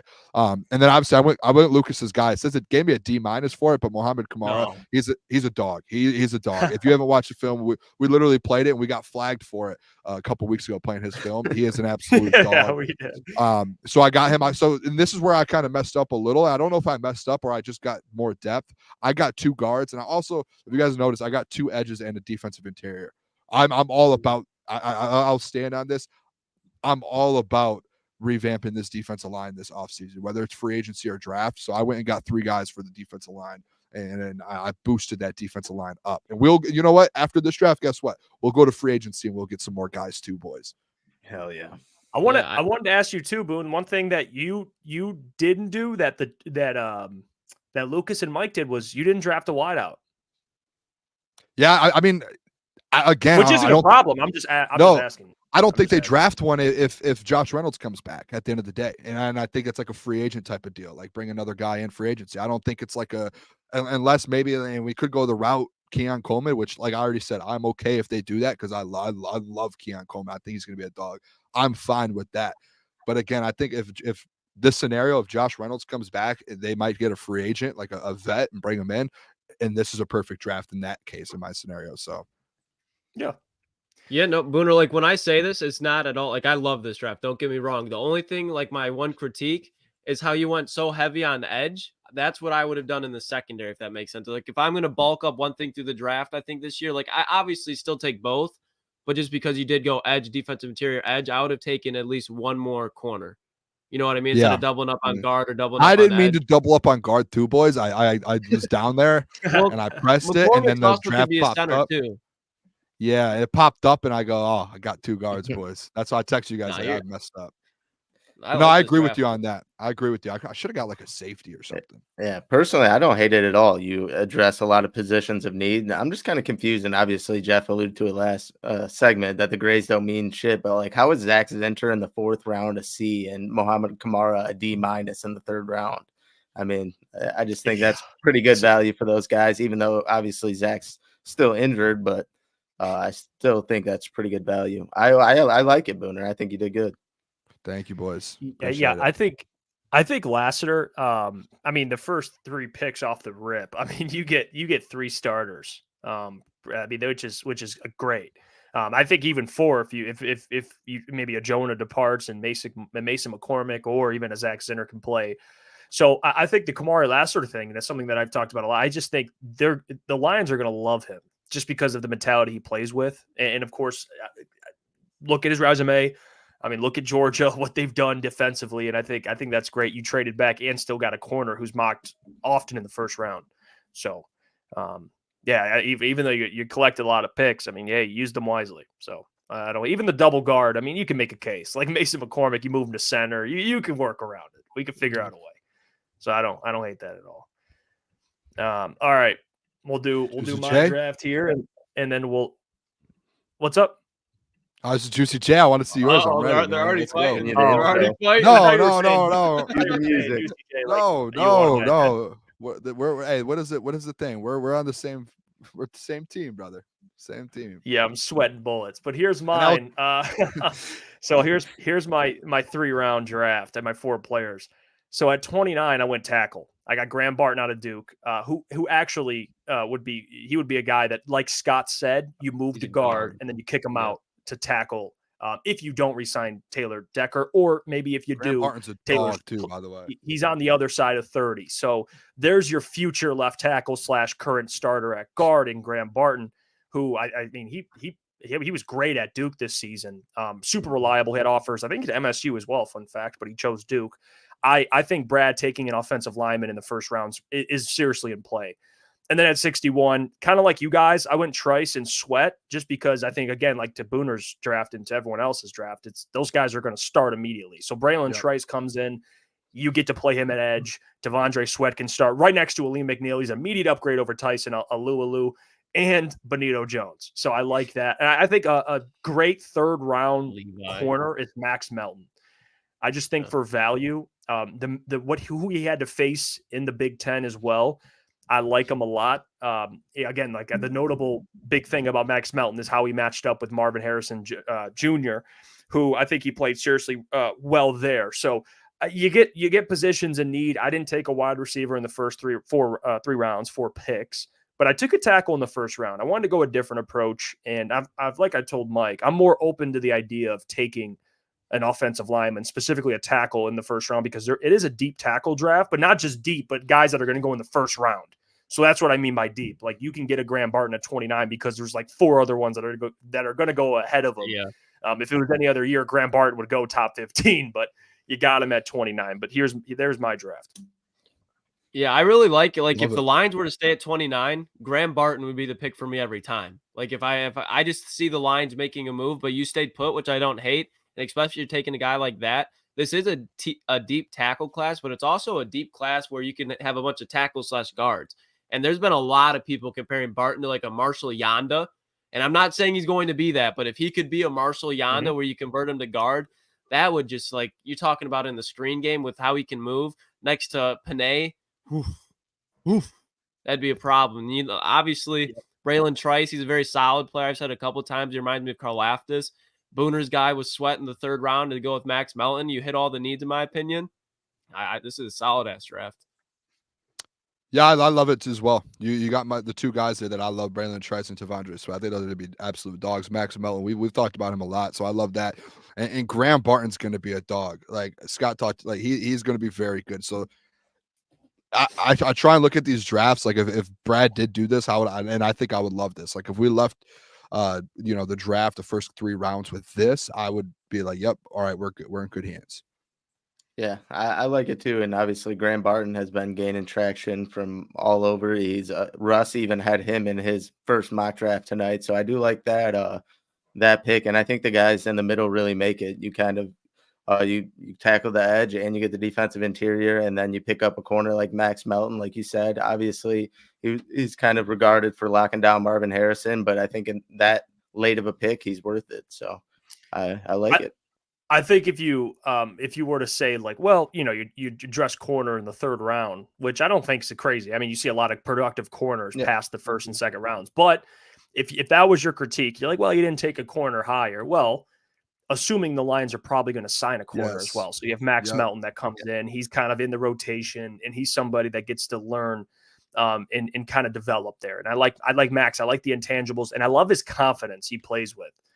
They asked him before, and he made it very clear, I'm the best corner in this draft, which I love. Cornerback is like a position you need confidence. Like it's everything.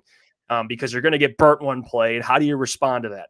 It's about confidence. And Bart from Sterling Heights here comments on Graham Barton. He says he likes to finish his blocking by driving guys into the ground. And that's exactly what Dan Campbell and Hank Fregley are going to love. So, I think overall. No, go on, Boone. What's up? I would say I think I'm setting myself up for like if Detroit doesn't get Devondre Sweat, I'm going to be pretty like that's going to be one an emotional. Was he in every draft we had? Was he? Almost. Oh, I mean, Lucas. I don't think he was in mine. Yeah, but you I'm took just Jazar Newton, which is I'm setting myself up for like if he doesn't get drafted by the Lions, and he might not even be on their board, and I'm just keep adding him in these drafts. That's how I am with Mike, even though there's a huge possibility that it won't happen. He's just one of those players that I want in the Lions so bad. So he might be a reoccurring guest in my mock draft. Yeah, I'm going to put a poll here and the people can vote. Who'd mock draft did you like the most? I want to start experimenting a little bit because obviously you don't want to do the same exact philosophy every single week. So my thought on it is I'm going to do some scenarios in mind and mix it up and be like, what if the Lions take this player, how do they approach it? I did it one year with Malik Willis, even though I didn't want Malik Willis, but I told Adam, F it, let's do it. What if they did take Malik Willis? And obviously you saw how it happened, how we thought it would. They didn't take Malik Willis, but it's just some fun stuff like that. Like I like the idea of that. Yeah, that was why today I heard Brad say that. I traded back. I just wanted to see to get a feel what it would be like if we could get back in the 40s instead of like the 30s or like stay at 29. Trying to get the feel who would be there. That's what I tried to do too. Obviously switching it up, drafting wide receiver first. I don't think anyone's taken a wide receiver out of us last week, so I tried to switch it up and just seen what it went for. Obviously I was going for what's his name, but Brian Thomas, but didn't get him, so I'm okay with Keon Coleman too. Yeah, people love the Keon Coleman selection, so they're fans of that one. And I think more and more people are going to be a fan of him closer to the draft because you said this too, Lucas. Like, there's no way he makes it past Kansas City. No, who knows at this point if he even makes it to Kansas City?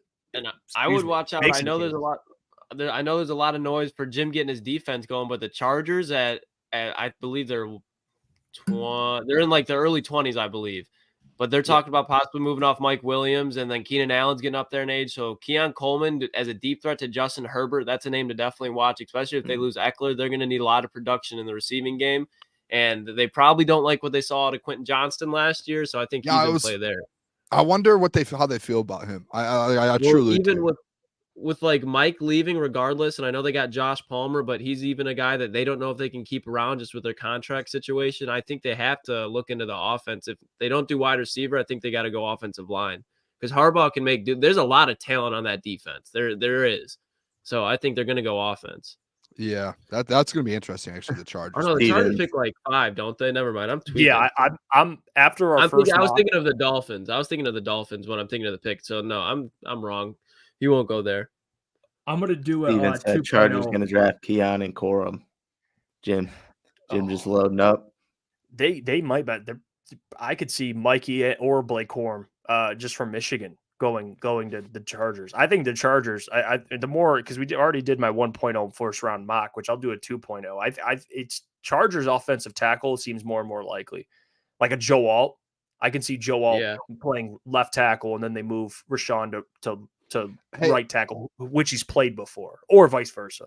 And real quick too, fellas, when it comes I just reminded me, I know it's a little off topic, but the Austin Eckler thing, I don't know if you guys saw today, a lot of these running backs, like the draft's going to be interesting with some of these running backs later in the couple rounds, because all of these guys aren't like all these teams had chances to franchise tag Austin Eckler, Derrick Henry, Saquon Barkley. It all got released today. It felt like at once. I don't know if the deadline was today for tag. I don't know what was going on.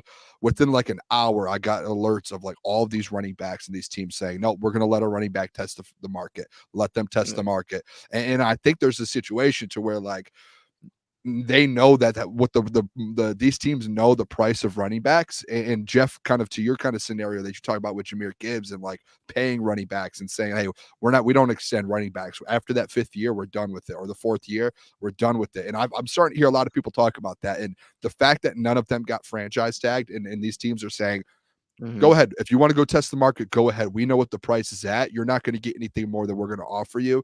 So if you want to test it, we're going to be sitting here again. Like Blake Corum did the Chargers. Like some of these teams are going to be starting to look for some of these running backs. Obviously not in the first round, probably, but it's going to be an interesting kind of development. I think at least this offseason, you have big names hitting the free agent market when it comes to that. Yeah.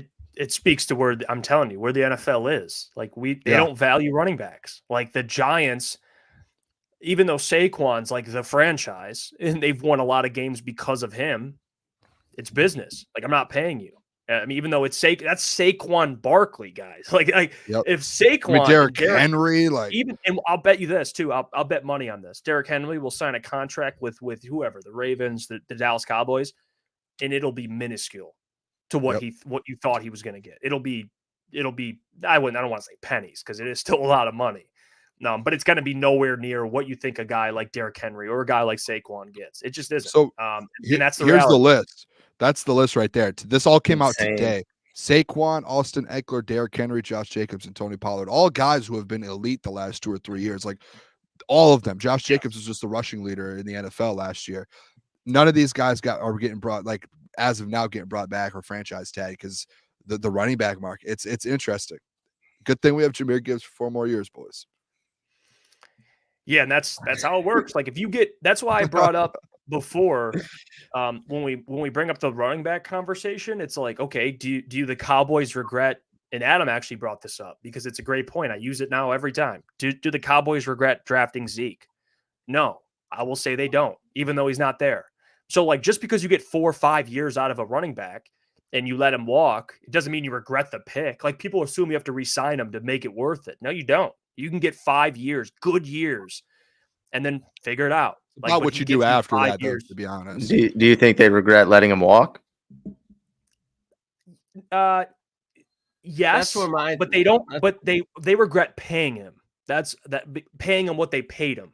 Maybe like if they regret re-signing him, extending him. They extended him for a big number, and that was bad. Yeah, because he was getting paid what, $15 a year. I mean, that is insanity.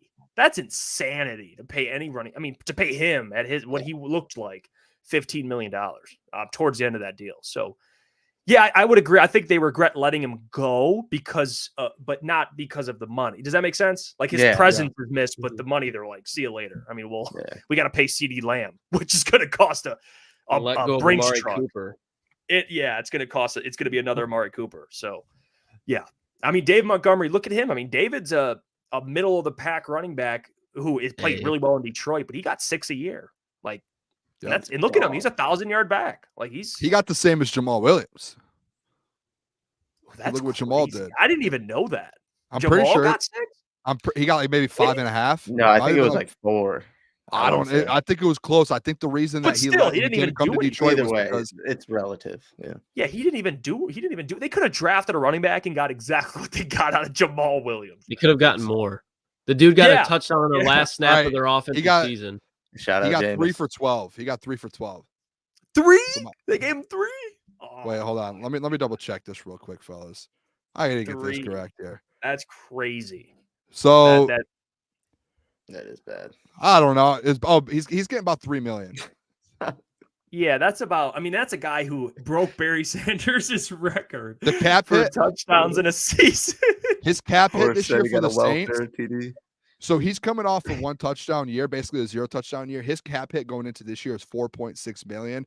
In 2025, Jamal Williams' cap hit is $4.6 million. So they're basically taking a $5 million cap hit for Jamal Williams, who just basically had 0 touchdowns for him last year. Yeah, like even Lions Blood's comment, they're letting all these running backs go because you can get a decent one in the 5th or 6th round. I mean, even your guy Lukas, undrafted, from the Ravens. What's Keaton Mitchell? Keaton Mitchell. I don't know why I just lost the train of thought. Undrafted, dude. Like, and look how good he is. I mean, hey, Isaiah Pacheco, 7th rounder. 7th rounder. Keep going down the list. There you go. Austin Eckler. Wasn't Austin Eckler undrafted, right? I think he was undrafted. Eckler, too. Yeah. Eckler was undrafted. A-Chain was in the 3rd, I believe, Gentry. Yeah, another stud. Yeah. So the running back situation this offseason is going to be interesting. Like that market's going to get it's going to be interesting. It's going to get spicy because I think a lot of those they can't guys sit out either. Don't get Jeff spicy. hates RBs so much. These are guys who like last year. Remember Josh Jacobs? These guys were like saying they were going to sit out if they didn't get extended. Like, hey buddy, guess what? You don't even have a job. You can't sit out. No one's going to pay you. It's either you take it for 5 or you. See, that's a reach. I think there's maybe. What are they going to do? Sit out for a year? Teams are going to. Like if you're a team like Baltimore right now and you've been having numerous years of Gus Edwards, J.K. Dobbins being hurt, Keaton Mitchell is a great player, but are you willing to pay Derrick Henry a 2-year $20 million deal? Like if I'm Okay, that's a Baltimore, I'm good doing that. 10 million. Like Yeah, $10 million, $10 like, million, yeah. and I like for a 30 plus old running back, if you're Baltimore, are you willing to pay Saquon $9-10 million? Absolutely. Like these guys, like to Jeff's point, they're not going to get top tier money, but these are still Not at very all. good NFL players. But there's a reason why they're getting released. Saquon injury, Tony Pollard, still going to be a third down back. Austin Eckler has not been an actual in between the tackles running back in 2 seasons, and Josh Jacobs, he's just showed inconsistent spurts throughout the season. So there's reasons why all these guys are letting go, and it's outside of just how good they are. It's reasons that they're not really been on the field. In Derrick Henry's case, it's just he's obviously going to be on the decline soon, and they're rebuilding. You don't want to hang on to that money. Again, to my point, going like these guys leaving and like Josh Jacobs and them not getting tagged might hurt them because like you said, a 2-year, $20 million. Guess what? Christian McCaffrey's getting 15, 16, 17 million. Like there's like some of these guys, like Saquon was just making 16 million, I believe. Let me double check that. No, I don't know if he was, but Christian McCaffrey, 16 a year, Alvin Kamara, 15 a year, Jonathan Taylor, 14. Like some of these guys aren't going to probably, in my opinion, like who's going to want to pay him that much money? Like truly. Jonathan Taylor's a perfect example. And I like Jonathan. I like Jonathan Taylor coming out of the draft. Look what he's getting paid. And look what Zach Moss looked like when they used Zach Moss. Like, I'm not saying Zach Moss is Jonathan Taylor, but like he got a couple 100-yard games. Like it's not like even this comment, never pay a running back, draft them and burn them out. Man, I'm causing run them into the ground is Jeff Booner. Always drafting one in top 4 rounds every other year. As we get farther into this, I start like an Iafrate path for a running back. Relax. That's this isn't like Iafrate. This is NFL. Relax. This is like no. Don't try and get on the path bandwagon. He puts the finger up. He gets political. It's a pyramid scheme. Come up with a different term. Don't just take the. It's like the Iafrate philosophy. It's like the okay. There you go. I like that. Running back. The path is the easy way out because you just stole mine. Running back martyrs. But I'm gonna say I'm a part of that philosophy. Like you're starting to get me. Am I getting you now? Okay. Oh, right. Dude, yeah. After seeing like today, especially when you're seeing all these teams, like, oh, we're not going to tag these guys. Starting to make a little bit of sense. Makes sense. Yeah, it does. You know what doesn't make any sense is the fact that the Pittsburgh Steelers are, and this was according to Rick Spielman, who's a former NFL GM, of course, brother of Chris Spielman. He said, I think they're going to go with Kenny Pickett, see if they can develop him under Arthur Smith in this new power style offense.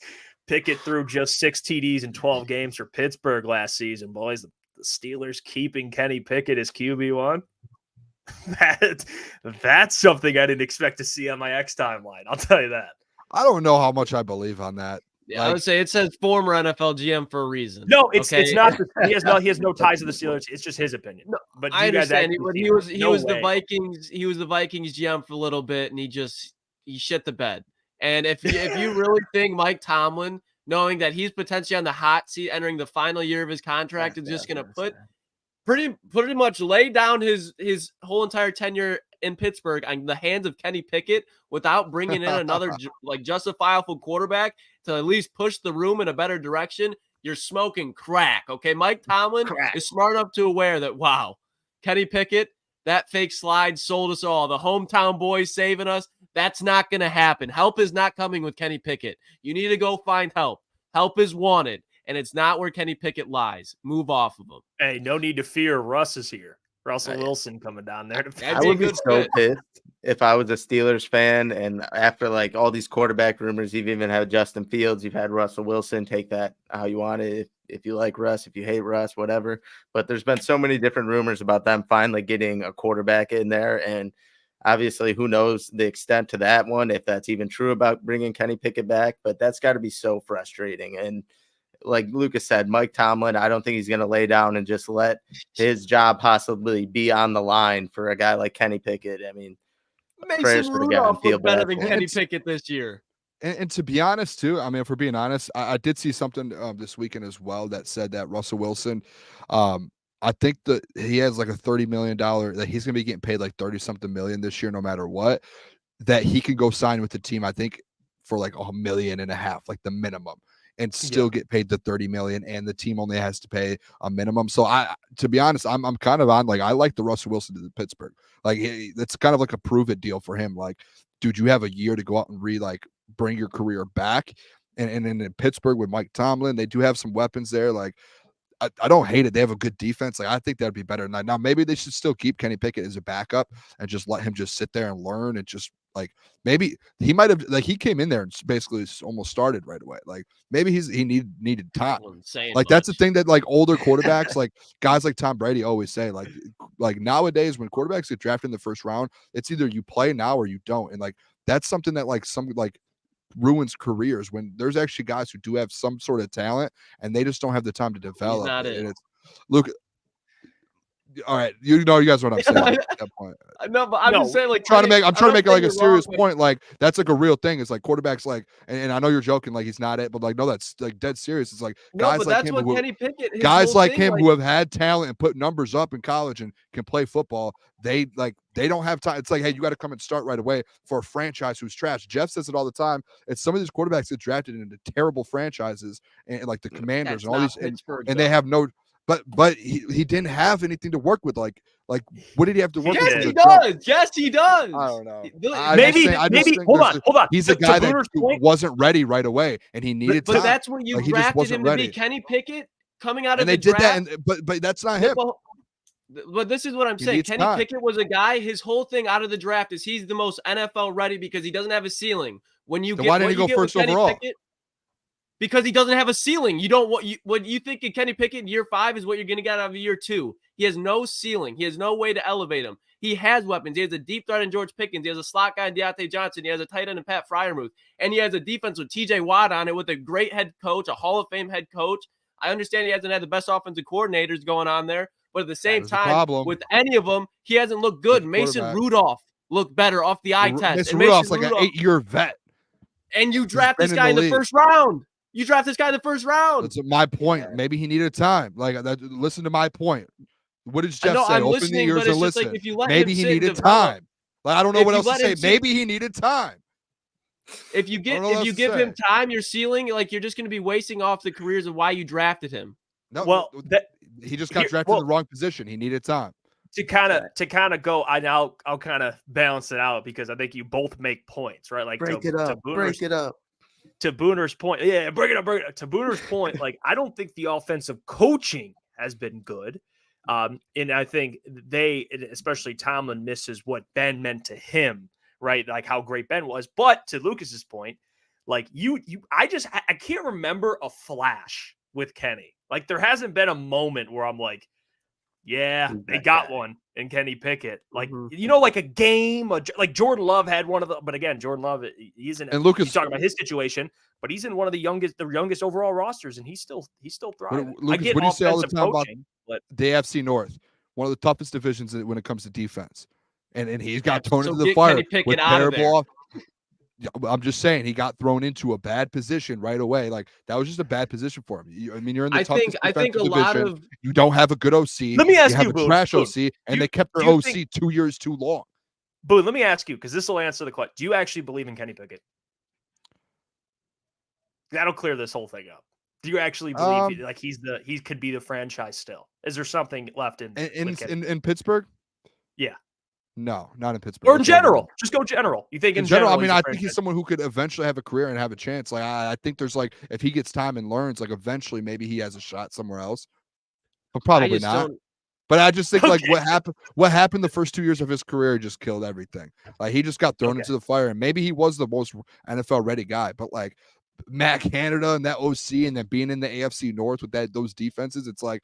Look at your guy, Booner. Like Will Levis. Will Levis walked out there with his hair on fire. A year into this, like he was there and worked behind Ryan Tannehill and learned, and he still wasn't like as much as I love him, and I think as much as I love him and think Will Levis like was great the first couple. Go look at some of those games that he started. He struggled a lot. Like they weren't winning games with him. Well, I think he has a good ceiling, and he could eventually, but he needs time. I want to pivot. Speaking of someone who needs time because they're coming off an injury, Kirk Cousins. ML Football put this out via ESPN. Kirk Cousins is projected to receive a contract that pays him $51 million per year. Which, like, if there's a team willing to pay that type of price, I mean, my initial thought goes right to the Atlanta Falcons, just for how much they desperately need a quarterback. But $51 million for Kirk, that's where the quarterback market is. Yeah, And that's coming off an injury too, guys. Like we talk about Jared with the injury risk. He had an Achilles injury. And he's still, hey, I'll get 50. I'll get 51. That's why you signed Jared right now. Get this thing done with. I think that's a perfect deal as far as financially, and coming off Achilles injury seems major, but not for a quarterback like him. He's not a mobile guy. He's going to sit in the pocket. The Falcons have a decent offensive line. If he goes to a team like Atlanta, to your point, Jeff, he has a lot of check down options. Achilles and just injuries in general aren't what they used to be. I think he'll be fine coming back from that.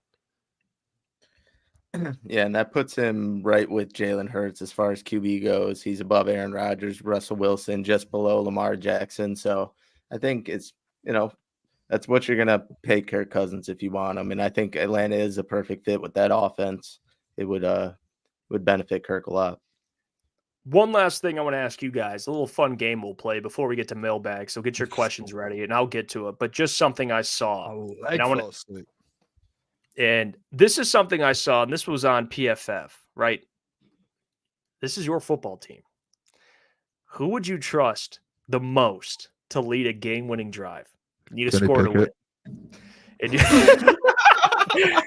So you have from your left to your right, you have Josh Allen, Lamar Jackson, Joe Burrow, Justin Herbert, and CJ Stroud.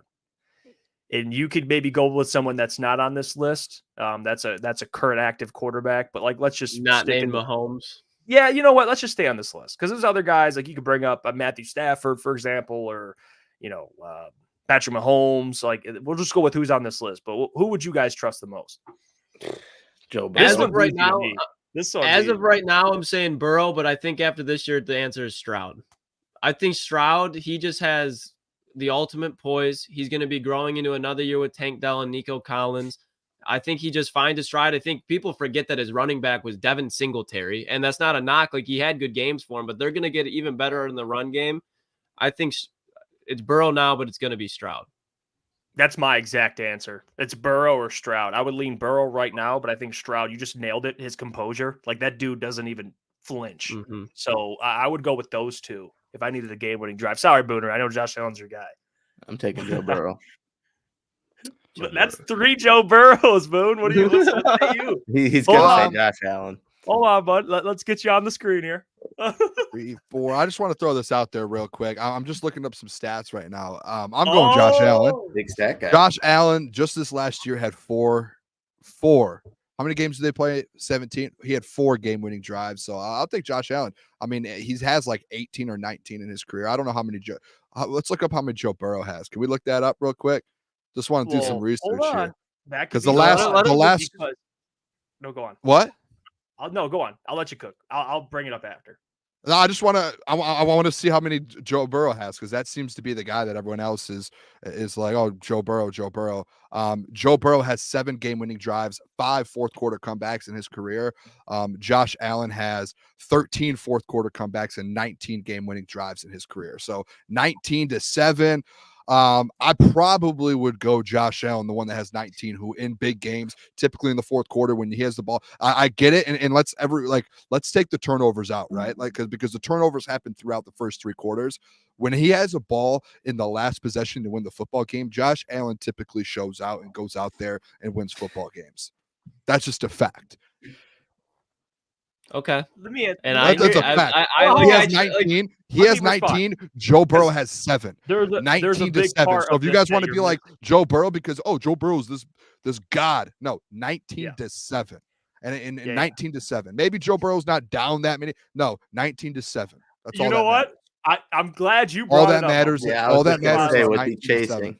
So so he has more experience. He has more experience with it. So guess what? If you need someone to do it, I'm taking the guy that has the most experience doing it. And I'm taking the guy that did it in the AFC Championship game against Patrick Mahomes to go to the Super Bowl. Guess what? No, Josh Allen did do it. He just didn't get the ball back. He did it with 13 seconds left. You know who didn't get the ball back against Mahomes? Mahomes. You know why? Because Joe Burrow killed the entire clock. He got the ball back with 13 seconds left. Okay, he literally did Mahomes get that opportunity against after Burrow? No, because he drained the entire clock. It's a dumb. No, it's not. Can I please make my point? Can I make the point? Can I please make the point? Make a point. Let's get to mailbag, Jeff. Yeah, let's go to mailbag. mailbag. I just want to make a point. All right, that's all I'm trying to do because it's awesome. I get it. You just forgot to mention that Allen's played in more games, and B, Burrow isn't what you brought it up, but then you just minimize, like he's looking at the games. You brought it up and then you minimized it, that Allen throws interceptions to get him down and then comes back. And that's like, oh, it's a quick little thing. He just throws interceptions the first 3 quarters and then they get down. That matters. We're talking about game-winning drives, though. Who do you want the ball in their hand the last What drive? do you have to I be? want the guy who's had 18 of those over the 7. What do you have to do to have a game-winning drive? Be down. That's what that means. Right, be down or be tied to go win a game. And so remember when Stafford had all these fourth quarter comebacks and all Lions fans told me, meaningless garbage time stats. I'm just using that argument again. Mailbag. That's what people said. It's meaningless. He goes mailbag. This is a conversation. This is a meaningless conversation. Anything that has to do with Burrow with you and Lucas over Josh Allen or any other quarterback, it's just you guys will just like anything. There's no argument. It's just Joe Burrow's a god. You're the same. I'll admit it. If you guys had stats and you guys had things, I will talk. Stats, but your stats are invalid. You can say stats, that's fine. But then when we rebuttal reasons, then you just feel like I don't care. I'm looking at the stat. Kiss Joe Burrow's feet, like just keep kissing. I mean, you kiss Josh Allen's feet, man. Yeah, okay, at least I admit it. You guys don't. What have I said? I said Burrow, if he is my favorite non-Lions player in the league. I've said that multiple times. Mailbag. Would you guys rather lock up Amon-Ra St. Brown before Jared Goff? Give me St. Brown deal first. 100%. I agree. I think they all get done this summer. So I don't really, the order of it, I don't think is going to matter. I think they all just get done. I think him and Panay and as well. Maybe Panay actually might be the one that doesn't get done this year because he has that 5th-year option. Possibly. But I'm locking up St. Brown first too. Yeah, me too. Detroit Grit, Mailbag Lucas, what do you think about Dwight McGlothern, quarterback? I haven't looked at him yet. I actually saw him, but I was looking at Renardo Green today, so I'll probably get up with him the next 2-3 days. Let's see here. Answer 14. What is a foundational player you would let go from the Lions to keep the rest together? That's a tough question. Foundational player? I don't know if they'll let go of foundational player. Because when I think of foundational, there's only about 3 or 4. Like, I don't think there's if it had to be one, though. I mean, you pick between Hutch, Panay, St. Brown. I'm letting go of Saint. You can, again, it's not as extreme, but just like you can find another running back in the 3rd, 4th, 5th, you can find another wide receiver in the 2nd, 3rd, 4th, 5th. You can't find another Panay Sewell in the 2nd, 3rd, 4th, 5th. Same thing with Aiden Hutchinson. That's a good point. I mean, you found Amon-Ra in the 4th. Yeah, it's like you're right, Lucas, but I just hate it. It's a painful conversation to have, but yeah, I mean, it's not a realistic situation, though. Yeah, I hate that.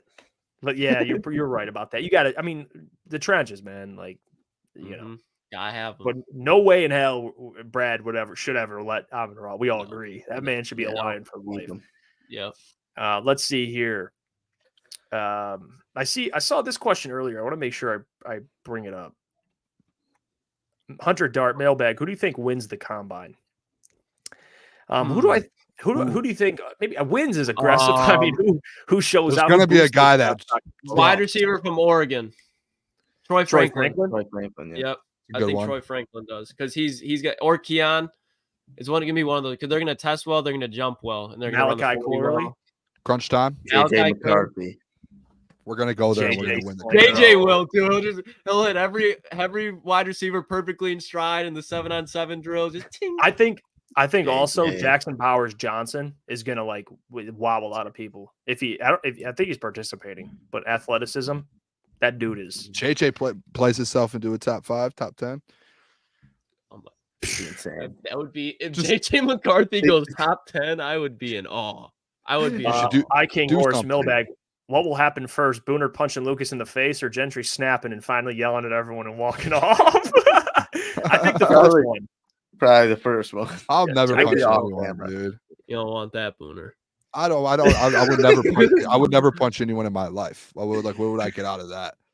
Even though they yell at each other, Booner's the nicest person ever. So is Lucas. They're not. I would not. I don't know. Lucas has almost hit me a couple times.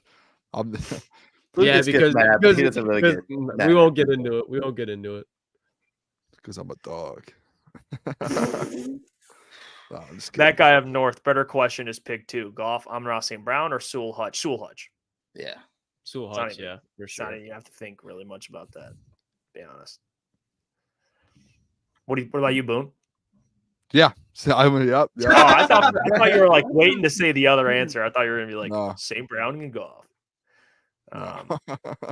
Sarah says mailbag. What's your favorite flavor of ice cream? Mint I'm not an chocolate ice chip, cream don't even gotta fan. think twice. I don't even gotta gotta think think twice. twice. Cookies and cream. You kidding me, It's just vanilla, man. Not a big fan of Yeah, ice cream. I respect it. dude? What do you don't? Who doesn't? You don't like? What are you, lactose intolerant? Oh, What's going dude, on? my teeth, dude, growing up, it just like even now, it's like Hurt? it's sensitive, dude. It's Sure. never Hey, really. don't You're let not Jeff drink tear you the- down about ice cream. We know Yeah, what it's just never like. Jeff doesn't- eats. Yeah, it's true. This I man just Jeff never heard eats- anyone be like, this "Nah, man I don't Jeff really eats like ice cream." desserts for dinner. I don't. And hey, croissants at night though. You guys tried them. Rainbow they colored were good. cereal or nothing. Hey, they were good. man. They were good. Jeff just like lives off desserts. It's like breakfast, lunch, and dinner. He like wakes No, up. I and do eats a not. Dude, Donut, I don't. lunch, At is night, ice Croissant cream. for dinner. Hey, at night I do get a little bit of a. Hey, at night you get a sweet tooth, man. No, that's fair. You All know, the the time. chocolate croissants they get to me. Yeah. I just those are instead of good. ice cream, I'll make like some popcorn or something. You know. Big Con 51 mailbag. Can you guys do top 5 players at each position? You know what, Big Con? We're going to implement that. I think that's a great idea. That's a good idea. I think we can do that. I'll let the fellas know we can give our In top the 5. In the league or in the No, draft? I think he means at drafts. No, in the Okay. draft. Okay. top 5 Clarify corners, that top 5 too. wide If receivers, we top mess 5. that up, clarify that. Big Con 51. Shout out. Shout out. And then we'll do that as well. Let's see. We see XO screens. JJ going first overall. Is that Armani's burner or is that who is that? No, I'm just kidding. No, he's not going first overall. Steve and David, appreciate the comment though. Steve and David, mailbag. What combine event do you guys think you'll actually compete in for the Crunch Time Combine? Who's most nervous? Well, I think the most real. We don't have. I mean, we'd have to go get some cones maybe, but like we could do a. Oh, we'll 40. bring cones. We're gonna bring cones into football. We're gonna make a video. Oh, We're gonna make a video. We're doing a video. We'll release it. We'll Run the cut it up. gauntlet, the wide receiver drill where we'll have 3 quarterbacks and then you have to stay parallel to the line and catch it. You got to rotate. Wide receiver get smacked all the time in the face because they turn the wrong way. Get Booner going in that. See his Jason Witten this. Yep, the 40 probably. 3 cone Jesus. drill. You're like the Jeremy Shockey, Jason Witten type of player, Booner. And I want people to know, like, don't expect anything out of me. This is going to be for pure entertainment out of me. I'm not going to. The only thing that you expect out of me is I am like a Jason Witten when it comes to catching passes. I do not drop the ball. So that is the guarantee. Get smoked. Do not. I will get hit or whatever I need to do. I will catch every pass that comes my way. No drop passes. Okay. It's like Boone in a pre-draft interview, like with the Lions. He's like, "I'm catching everything you throw at me." They're like, "I like this kid. This kid's got grit." It's like Laporta all over again. Jesse Adams, mailbag. Do you guys think this could happen? Rank it 1 to 10 of likelihood. Trade the 29th pick to the Titans for Simmons, and get a 3rd or 4th round pick back, plus draft Swift, that D tackle from Texas.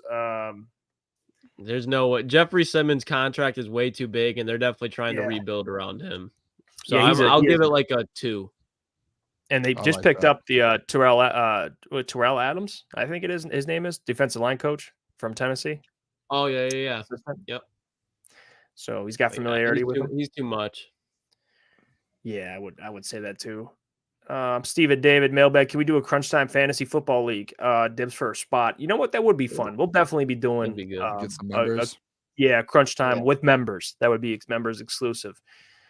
So we'll definitely do that. It'd be a lot of fun. That's a good idea too. Justin says, mailbag, will you gents be going live coverage draft night and doing the following days? So draft plans are going to be a lot of fun here because we're in the works with our guy Scotty to go downtown and be in the city doing a live show at Bookies. So that's what we're currently working through, the logistics, the plan. So we'll be downtown doing a live show in Detroit. So if you guys, we'll let everyone know when it is, how you buy tickets, because it'll be a VIP. Things are happening. Yeah, it'll be you have to buy tickets to get in, but it'll be a lot of fun. So we'll be downtown for it. I know Booner will have his Kool-Aid.